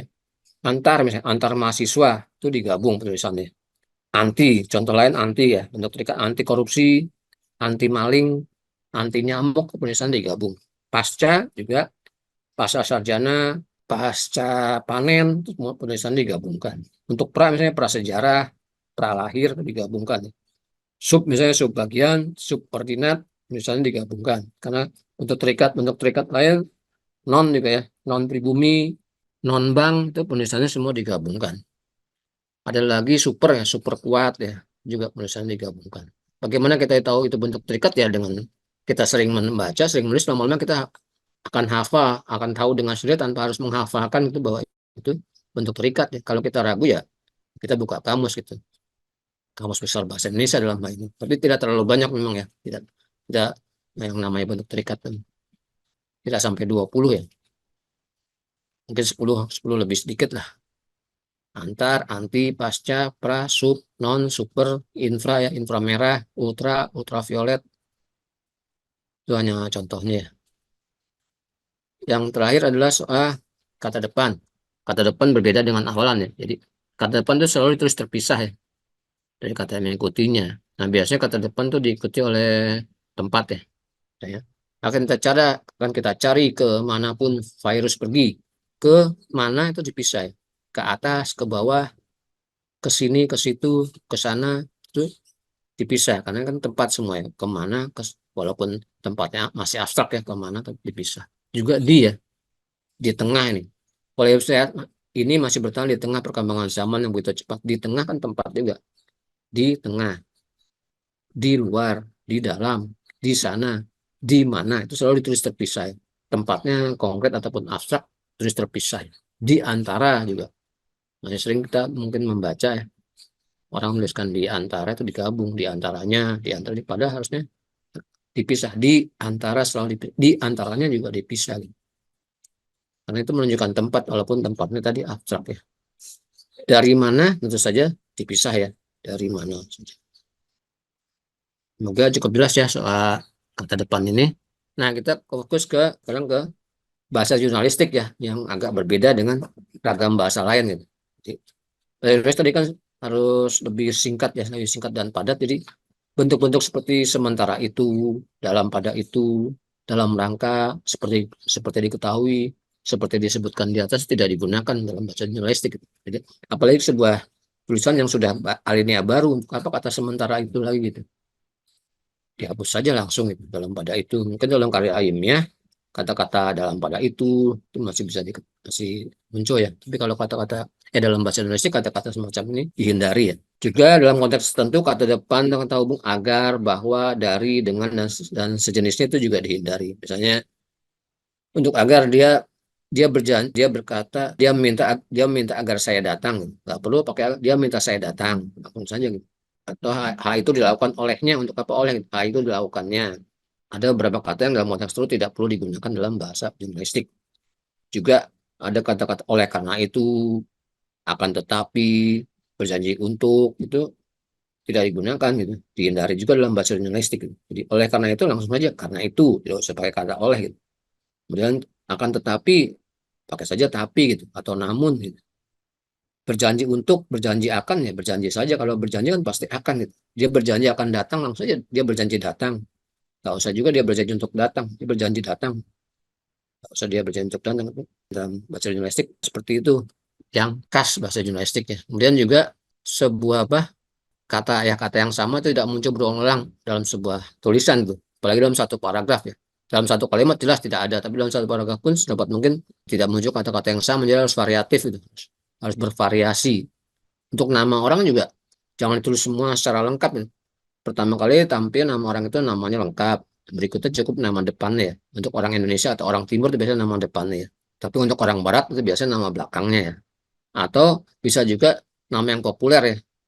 Saya tadi tadi Ramadan Kartahadimaja, berikutnya disebutnya Ramadan saja nama depannya. Atau misalnya Prabowo Subianto disebutnya nama depannya saja, ketika akan dituliskan lagi Prabowo saja gitu. Untuk Anies Baswedan juga berikutnya cukup Anies Anies gitu kan. Itu orang Timur termasuk orang Indonesia biasanya begitu, tapi orang Barat misalnya George Bush, berikutnya bukan George tapi Bush gitu ya. Kecuali itu saja nama yang populer seperti misalnya Joko Widodo ya, itu tidak Joko tapi Jokowi karena nama populernya Jokowi. Atau yang nama belakang misalnya Susilo Bambang Yudhoyono, bukan Susilo biasanya. Setelah Susilo Bambang di bawahnya adalah Yudhoyono gitu. Atau B.J. Habibie apalagi ya. B.J. singkatannya gitu. Yang muncul di berikutnya adalah Habibie. Jadi intinya tidak lagi perlu dituliskan nama lengkapnya ya. Kemudian untuk bahasa jurnalistik itu biasa egaliter ya. Kata kerabatan Pak, Bapak, atau Bu, Ibu, Mbak, dan Mas. Itu nama orangnya saja gitu. Jokowi dan Iriana tidak perlu. Pak Jokowi dan Ibu Iriana tidak perlu gitu. Kalau bahasa jurnalistik ya Jokowi dan Iriana. Juga beliau tidak digunakan. Jokowi berkunjung ke Bogor misalnya, beliau menemui siapa nggak pakai beliau tapi dia saja gitu. Kata beliau tidak digunakan dalam bahasa jurnalistik kecuali kalimat langsung ya. Ucapan seseorang yang kita kutip apa adanya bisa, kata Pak atau Bu atau beliau bisa saja muncul. Tapi itu kutipan langsung dari seseorang. Tapi kalau kalimat tidak langsung ya langsung saja dibuang kata-kata itu. Kata kerabatan semacam itu dibuang. Itulah sekilas saja perbedaan bahasa jurnalistik dengan ragam bahasa yang lain gitu. Ini contoh yang agak konkret. Ada bahasa formal, non formal, dan semi formal jurnalistik ya. Kalau bahasa formal pindah, yang lahir di Bandung, kuliah dan bekerja di Jakarta. Ya, kalau non formal kan orang biasa pindah lahirnya di Bandung, kuliah sama kerja di Jakarta. Nah, bahasa jurnalistik lebih tegas tuh. Lahir di Bandung, pindah kuliah dan bekerja di Jakarta. Ya, ada berbeda ya. Ini contoh lain antara formal, bahasa formal seperti ini. Ketika meninjau simulasi imunisasi vaksin COVID-19 di Tanah Sariah Bawah kemarin, dan seterusnya ini hanya dalam satu kalimat ya. Panjang ya 15, tapi dalam bahasa jurnalistik itu bisa dipecah. Ya. Kalimat itu satu kalimat yang panjang bisa dipecah menjadi 3 kalimat yang pendek-pendek ya, yang efektif sebenarnya. pemerintah hanya akan beli vaksin yang pentingnya di depan tuh. Pemerintah hanya akan beli vaksin COVID-19 dari perusahaan yang masuk daftar Badan Kesehatan Dunia atau WHO. Nah, tadi menjelaskan juga ya, dalam kurung menjelaskan singkatannya gitu, Badan Kesehatan Dunia, WHO, atau misalnya bahasa Inggrisnya juga bisa, World Health Organization dalam kurung WHO gitu, atau Perserikatan Bangsa-Bangsa dalam kurung PBB bisa juga ya. Jadi menjelaskan pertanyaan tadi ya soal dalam kurung ini contoh lain nih, menjelaskan misalnya mungkin WHO justru lebih dikenal ya dibanding Badan Kesehatan Dunia gitu. Kemudian ini selanjutnya presiden dan seterusnya ya. Itu hanya penjelasan ya. Dan ada juga penjelasan tambahan lagi. Namun presiden tidak menyebut merek dan produsen vaksin tersebut. Jadi kalimat yang panjang 1, 2, 3, 4, 6 baris ini ya bisa dipecah dari 3 kalimat masing-masing hanya 2 baris gitu ya. Ini saya lebih mudah dipahami, lebih cepat dipahami gitu. Nah, ini ada beberapa contoh saya ambil dari media massa sehari-hari ya. Penggunaan tanda baca, kemudian huruf besar kapital, huruf miring atau italik, kemudian kata mubazir, kemudian kata bentukan ya, kata bentukan atau imbuhan, kata berimbuhan, juga kata depan yang keliru ya, dengan perbaikan termasuk kata majemuk dan bentuk terikat ya. Selanjutnya ada juga soal pilihan dan penulisan kata. Tapi ini yang kalau saya bacakan satu akan panjang ya waktunya. Nanti kan akan dibagikan ya Mbak Indah ya, materi ini ya. Baik, Pak. Jadi bisa dibaca masing-masing ya untuk contoh-contoh ini. Misalnya gini ya, misalnya tanda baca ini yang warna kuning kenapa salah? Oh, harusnya tidak ada koma di situ ya. Kemudian ada 3 pilihan warna titik 2 kenapa kuning nih? Berarti tanda petiknya harus bergabung dengan kata warna. Tanda titik 2 itu jangan terpisah sendirian tuh, harus bergabung dengan kata sebelumnya ya. Kemudian merah biru dan ini harus ada koma sebelum dan kira-kira seperti itu ya. Pulau Jawa P-nya harusnya besar. Terus dunia barat, barat itu bukan arah matangin tapi sebuah tempat Eropa dan sekitarnya, B-nya harus besar. Paskah tentu saja P-nya besar ya. Nah, kemudian ada yang namanya siaran pers ya. Kalau kita mau menuliskan sesuatu di pers ya, di media massa, kita mengirimkan tulisan ya. Jadi itu isinya adalah informasi. Informasi itu yang hendak dipublikasikan kepada pembaca, kepada masyarakat. Bisa juga kepada perusahaan lain atau lembaga lain. Nah, itu lewat media massa gitu. Di sini intinya itu hendak mempromosikan lembaga atau perusahaan kita gitu. Jadi bentuknya memang seperti berita gitu, tapi di situ ada promosi ya, ada promosi apa kan, ada jenama itu brand ya atau merek ya perusahaan atau lembaga tersebut gitu. Jadi kita mengirimkan sebuah tulisan kepada media dengan harapan media itu akan memuatnya gitu ya. Itu judulnya jangan berbeda dengan isi gitu. Dan harus menarik mungkin ya. Menarik mungkin walaupun nanti mungkin diedit oleh pihak media massa tapi lebih bagus mereka juga tidak harus capek-capek untuk mengedit lagi gitu. Kita sudah bikin judul yang bagus, yang sudah sesuai dengan isinya gitu. Nah, seperti tadi saya sebutkan informasi yang penting di awal, terus di awal baru informasi tambahannya. Kalimat-kalimatnya tentu saja efektif ya seperti tadi saya sebutkan apa sih ciri-ciri kalimat efektif, apa saja syarat-syaratnya gitu. Unsur 5W+1 jangan lupa ya, minimal ada 4W lah ya. Kemudian ketika kita mengirimkan ke media massa, cantumkan narah hubung ya, narah hubung dan nomor telepon ya. Narah hubung itu orang yang bisa dihubungi oleh pihak pers kalau masih ada pertanyaan yang untuk sesuatu yang tidak jelas. Nanti nama narah hubung dan nomor telepon itu tentu saya tidak tampil di media yang menerbitkan tulisan itu ya. Ini hanya kepentingan antara pihak pers dan kita sebagai pengirim siaran pers itu gitu ya. Itulah kira-kira kalau kita hendak siaran pers ya. Jadi karena kita di sini ya, peserta di sini bukan orang pers, tapi hendak menuliskan sesuatu lewat pers ya dengan cara ini membuat siaran pers atau press release gitu ya. Karena kita ingin mempromosikan apa yang kita tulis. Sebenarnya tidak ada bayaran sama sekali ya. Nah, kita sudah mereka, mereka juga mendapat berita kan untuk mengisi media mereka. Seharusnya tidak ada fee atau bayaran sama sekali. Oke, ini sudah hampir selesai acara kita ya, Mbak Indah. Iya, Pak. Nah, kita langsung saja ke ini ya. Ada pertanyaan kan ya? Mungkin dibuka sesi pertanyaan dulu aja kali ya, Pak ya? Boleh kalau Ya, ada sih ya. Boleh silakan langsung open mic aja, Kak. oke. Terima kasih Bang Guru ya yang pertama menarik hari ini. Oke, yang pertama soal kata nih, komunikasi video. Oke, siap. Soal penggunaan saat ini ya, akhir-akhir ini sekitar 5 tahunan ya, saya sering memeriksa kata itu karena persoalan waktu banyak menggunakan beberapa tools. Saya kira di email kadang saya pakai di Google Doc juga ataupun tools-tools yang di Microsoft Word. Itu kan biasanya kan dikasih tanda merah untuk memperbaiki kata-kata yang salah ketik, tipe ataupun termasuk sebagian kecil ya apakah nyambung atau bisa. Nah, pertanyaannya itu apakah itu efektif apakah itu kadang ya karena soal deadline kita cuma gunakan itu kalau sudah tidak ada yang merah berarti kami biasanya sudah tidak menjadi hadir sebagai pembaca lagi tapi hadir hanya sebagai penulis saja. Seperti itu pertanyaan pertama. Yang kedua, Bang Uu, terkait siaran pers nih yang terakhir. Sebenarnya bagi kami di Injo ini yang paling penting ya terkait siaran pers, tapi sepertinya waktu yang terbatas. Nah, saat ini ya kami sering mengirim siaran pers. Tapi kami melihat ini Bang Uu ya, saya tidak tahu bagaimana Bang Uu melihatnya. Kalau kami biasanya menyusun sebuah siaran pers yang berisi informasi-informasi yang bisa menjadi bahan berita bagi sebuah media, itu hasilnya ya kalau kami menilai ya saya tidak tahu untuk yang lain di kami tuh kadang tidak terlalu banyak media yang ambil berita kami siaran pers kami itu berbeda kalau kami menyusun sebuah siaran pers yang bentuknya kayak berita jadi begitu berita yang sudah tersusun seperti kaidah-kaidah ininya lebih banyak yang diambil oleh media online dan kebanyakan sudah tidak konfirmasi lagi kemudian ya di atas 90% lah. Mereka sudah tidak mengedit lagi seperti itu. Itu yang kami lihat ya, hari ini yang kami lihat. Kalau mereka langsung, kan biasanya kami belajar ya, siaran pers kan bagi kami ya, harusnya kan poin-poin penting apa yang mau kami sampaikan per poin-poin. Bukan lagi kayak ada lead-nya, ada kata pembukaannya, ada kutipan, datanya sudah masuk dalam kutipan. Itu lebih, mereka ambil di media, beberapa media.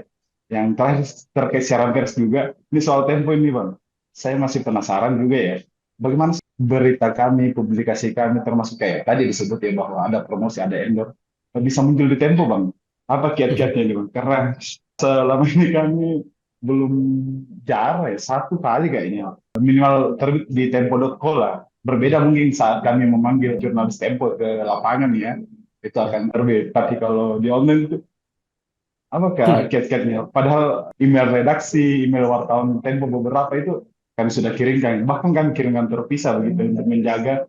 Karena kami melihat ya beberapa jurnalis juga originalitasnya seperti itu.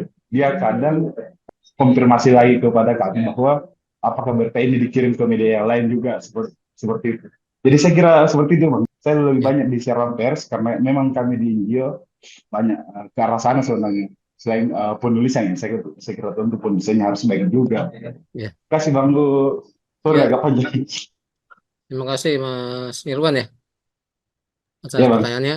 Ya untuk siaran pers ya memang lebih baik. Emang sebaik-baiknya memang sudah jadi gitu ya. Jadi jangan terlalu berharap redaksi akan menyunting atau mengedit ya karena kalau dari susunan kalimat itu sudah susah dipahami menjadi redaksinya juga malas nih serius apa enggak nih mau kirim siaran pers jangan-jangan hanya mau menjalankan tugas saja gitu pokoknya udah ngirim gitu dimuat atau enggak ya terserah. Nah kalau mau dimuat kan harus buat sebaik mungkin sebagus mungkin selengkap-lengkapnya mungkin gitu apa yang saya sampaikan jelas judulnya juga sudah jelas dan biasanya dimuat atau tidak ini dari redaksi akan melihat bahwa ini penting nggak sih gitu ini sesuatu yang penting nggak untuk disiarkan apakah orang banyak harus tahu gitu apakah ada sesuatu yang bisa dimanfaatkan maksudnya bermanfaat buat orang banyak atau tidak gitu. Pokoknya penting atau tidak gitu kalau tidak yang tidak penting ya tidak akan dimuat juga gitu apalagi kalau bahasanya susunannya susah dipahami itu nambah kerja pihak redaksi ya. Nah, kalau mau lihat di moto tidaknya seperti itu, atau kedua juga ada kedekatan kita mengenal salah satu redaksi ya. Ya, ini tolong dong, ini dari tulisan saya tolong dipertimbangkan. Jadi dibaca, tolong dibaca kalau ada yang kurang bagus ya, tolong dikasih masukannya bagaimana gitu supaya tulisan saya layak dimuat di situ gitu. Kita bisa saja seperti itu gitu kan kita saling membantu gitu. Minta masukan juga gitu. Ya, kalau misalnya kalau saya dulu memegang rubrik kolom-kolom bahasa gitu. Kalau ada yang mengirim ya menurut saya kurang layak, saya akan saya komentari bahwa ini kekurangannya di sini, sebaiknya ditambahkan ini, sebaiknya seperti ini. Supaya penulisnya, orang yang mengirimkan tulisan itu juga bisa memperbaiki diri gitu, memperbaiki tulisannya dalam hal ini. Nah, tentu saja kalau ada media yang memuat apa adanya menurut saya nggak bagus ya. Kecuali memang tulisan itu sudah bagus, karena memang ada beberapa lembaga ya yang memuat siaran pers, misalnya kayak bank ya BUMN gitu ya, bank BUMN ya. Mereka ada editornya gitu sebelum mereka mengirimkan siaran pers lewat editor gitu ya. Itu yang sifatnya profesional. Jadi ketika di media manapun kadang tidak perlu diedit sama sekali karena sudah melewati editor gitu ya. Nanti tergantung si media masing-masing punya pertimbangan sendiri gitu. apakah cocok dengan gaya mereka gitu, akan disesuaikan dengan gaya mereka gitu. Karena bagaimanapun siaran pers itu walaupun dari tulisan orang tetap harus melewati meja redaksi kan. Efektif itu tadi, kalau kalimat tidak efektif ya bagaimana bisa sampai kepada pembaca gitu. Ya kira-kira seperti itu ya Mas Nirwan ya. Jadi buatlah sebagus mungkin tuh ya. Jadi jangan berpikir bahwa nanti tulisan saya betul-betul akan dimuat langsung oleh media sosial terutama ya, atau media massa daring ya. Karena kalau salah-salah tik juga akan dimuat apa adanya jadi jelek kan, jadi nggak dibaca. Ini salah tik nggak serius nih orang nulisnya gitu. Padahal kita kan ingin apa yang kita tuliskan itu dibaca sebanyak mungkin orang. Itulah kira-kira yang Mas Irwan ya. Semoga terjawab ya pertanyaannya atau sedikit curhatnya juga tuh ya. Kirim ke Tempo.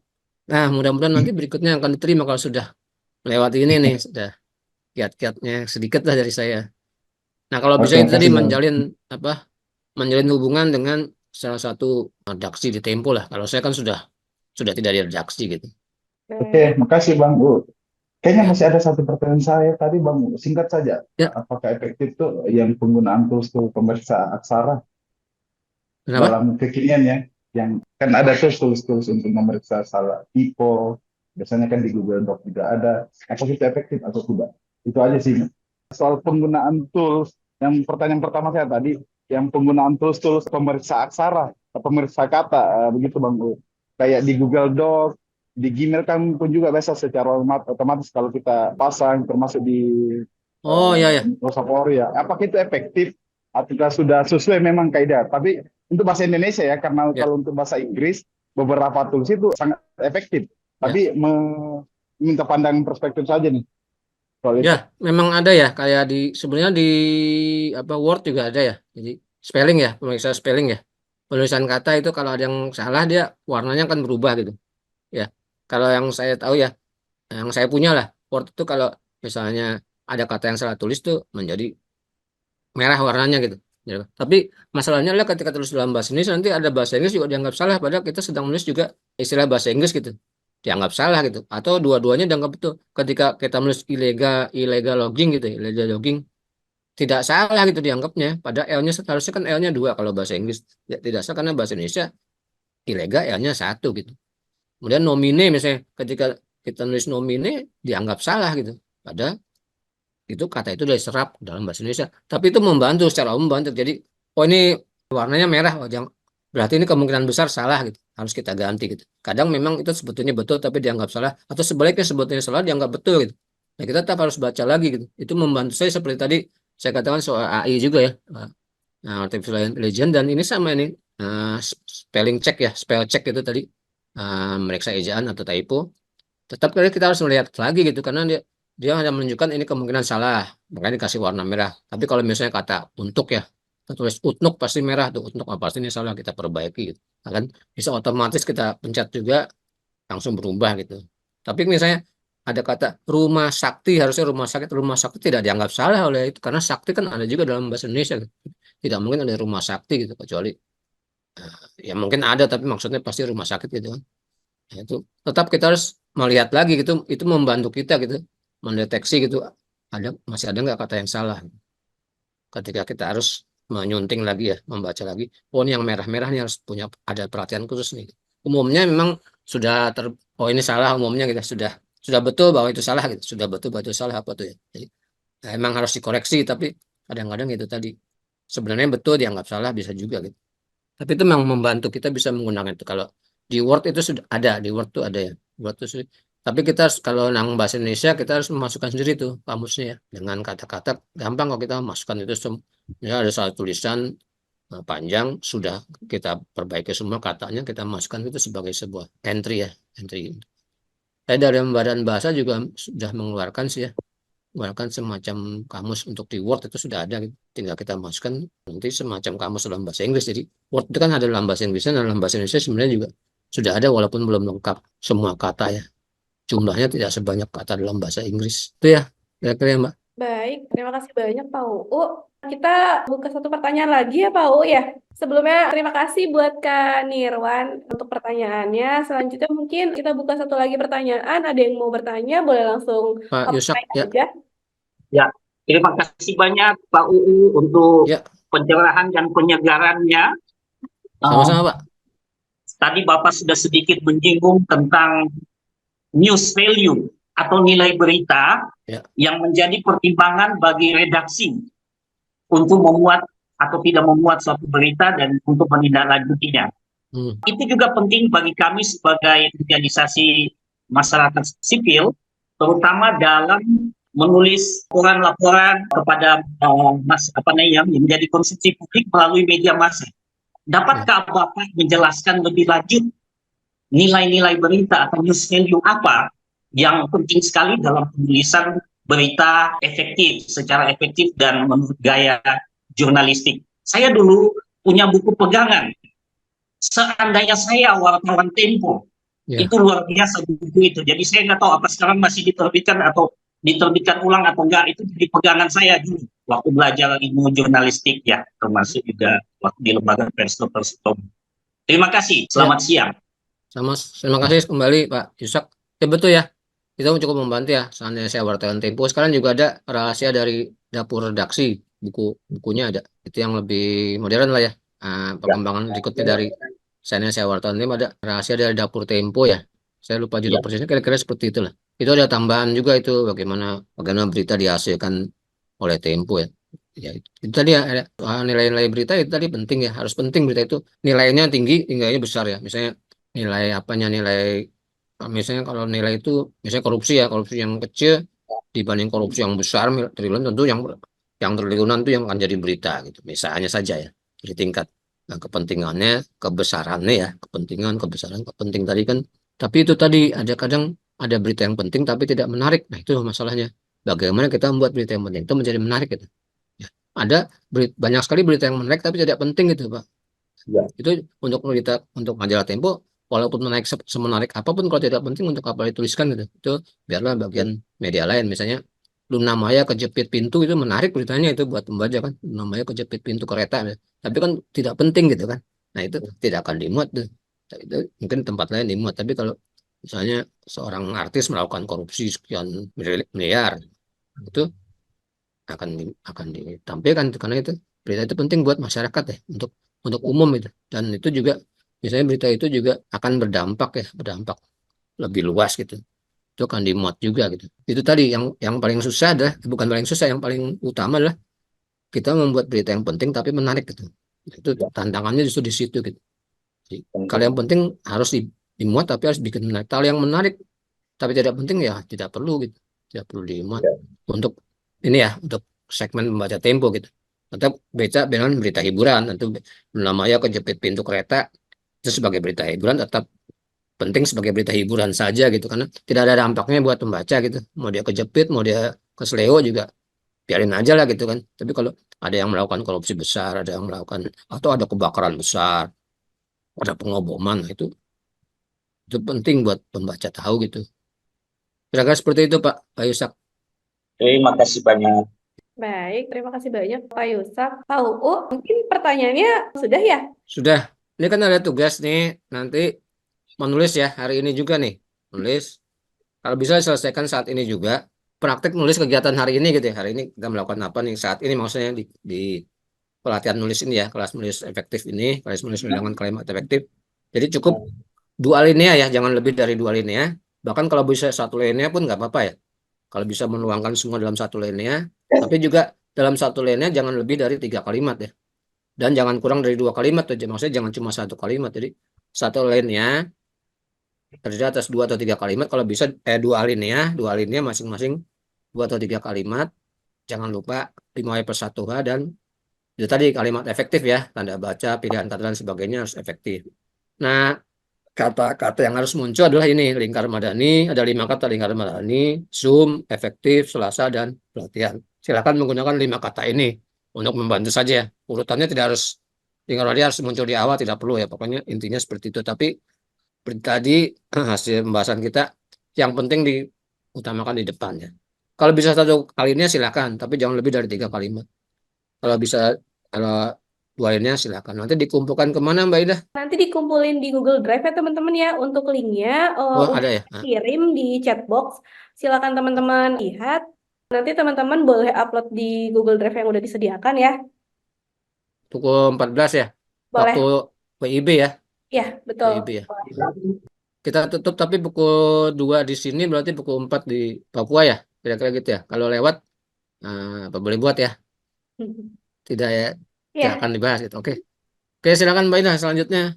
oke. Teman-teman, ini ada Kahoot. Saya share dulu. Oke, teman-teman, ini ada Kahoot. Teman-teman sudah bisa lihat di layar. Teman-teman, sudah terlihat. Saya sudah kirim linknya. Teman-teman bisa klik link yang saya kirim atau teman-teman bisa scan barcode.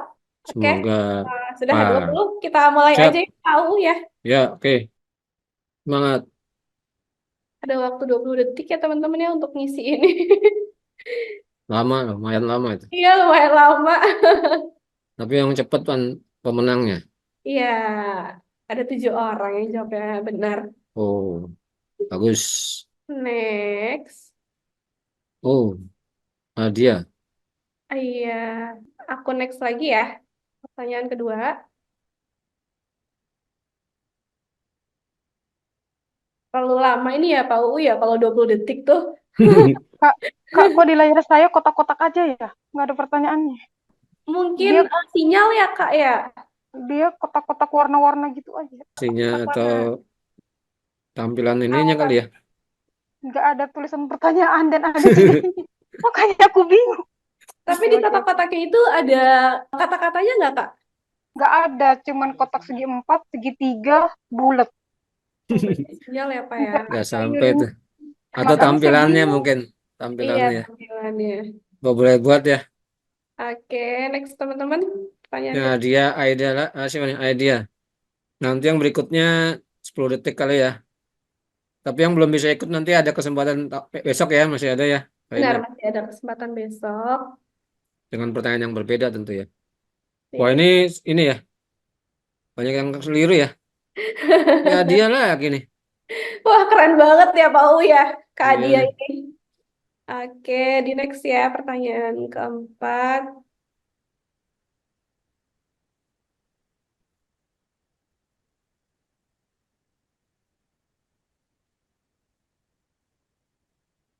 Kira-kira siapa nih yang menang? Oh, Oke, next. waduh. Kak Dia lagi. Masih dia dengan Ya. Syukri. Baiklah, lanjut di pertanyaan Terakhir terakhir. penentuan. Kayaknya nggak mungkin kesusu nih.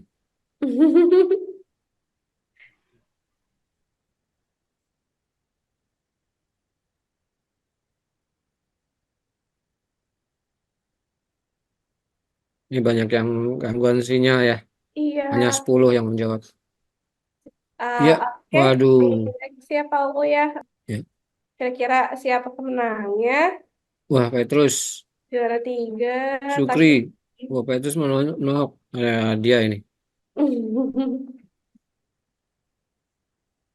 Dia nomor 1. Ya, Oke. baik. Ya, turun ke 5. Ya, ya. Ya, L. Juara satunya ada Kak Adia, juara duanya ada Kak Syukri, juara tiganya ada Kak Petrus ya Pak UU ya. Ya, Baik, ini bisa saya stop share atau gimana Pak UU? ya. Boleh ya? Oke, teman-teman, mungkin sebelum closing statement dari Pak UU, saya minta teman-teman untuk nyalain kameranya. Kita foto bersama dulu. Baik, kalau gitu aku hitung sampai 3, teman-teman boleh gaya ya. 1, 2, 3, teman-teman boleh senyum. Oke, sekali lagi ya teman-teman ya. 1, 2, 3. Oke, teman-teman sebelum ditutup, nanti akan ada info dari saya di akhir. Sebelum closing statement dari Pak UU. Pak UU, silakan mungkin ada closing statementnya. Ya, sebenarnya kan belum selesai ya. Kita masih ada besok ya. Mm-mm. Lanjutan dari sini nanti. Tapi terima kasih teman-teman semua sudah mengikuti sampai selesai untuk hari ini ya. Dan jangan lupa tugasnya dikerjakan ya sedapat mungkin lah, meluangkan waktu kan cuma pendek ya, 1 atau 2 lini ya. Semoga yang penting ya, semoga bermanfaat lah apa yang sudah saya sampaikan ya, kita bahas sama-sama. Sampai bertemu besok ya. Besok kita akan bahas tugas masing-masing, kemudian ada juga penyuntingan ya, dan tugas kelompok, praktik kelompok ya. Kalau sekarang, nah yang sekarang ini praktiknya perseorangan, besok kelompok. Jadi intinya kan praktik lah kita ya, jadinya lebih banyak praktik, karena kalau teori kan sebenarnya bisa baca dari buku, dari YouTube atau dari mana lah, soal bahasa juga bisa lah, tapi praktiknya itu ya kita lihat nanti, mudah-mudahan sukses lah latihannya gitu, maksudnya ada manfaat yang bisa didapat teman-teman juga. Saya sih sudah mendapat manfaat itu dari pertanyaan-pertanyaan, itu masukan buat saya semua. Terima kasih ya Mbak Indah, teman-teman, sampai ketemu besok ya, besok pagi lagi ya, atau besok siang. Baik, Ya, terima terima kasih kasih. Pak UU. Baik, terima kasih banyak Pak UU atas paparannya Terima kasih. hari ini. Semoga materinya bermanfaat untuk teman-teman ya Pak UU ya. Ya, Untuk teman-teman Lingkar Madani semuanya, terima kasih banyak atas keikutsertaan pelatihan kapasitas organisasi hari ini tentang komunikasi dalam publikasi. Sesi 1, untuk materi sesi 1 beserta video rekaman akan di-share teman-teman minimal 2 hari setelah kegiatan sesi 1 berlangsung ya teman-teman ya. Materinya juga akan di-share via newsletter atau mungkin teman-teman bisa ngeliat di web lingkarmadani.id. Nah, teman-teman, untuk jadwal PAUU selanjutnya itu ada pada hari Rabu 15 Mei 2024 di jam yang sama ya PAUU ya, jam ya, 9 sampai jam 11. Teman-teman bisa menggunakan link yang sama, meeting yang teman-teman terima tadi. Terima kasih banyak ya teman-teman semuanya, semoga sehat selalu, semangat bekerja kembali. Sampai jumpa di kegiatan selanjutnya teman-teman. Terima kasih banyak PAUU. ya, terima kasih Terima kasih semua Mbak Indah. teman-teman. Sampai jumpa Terima di kasih. kegiatan Terima selanjutnya. kasih. Terima kasih.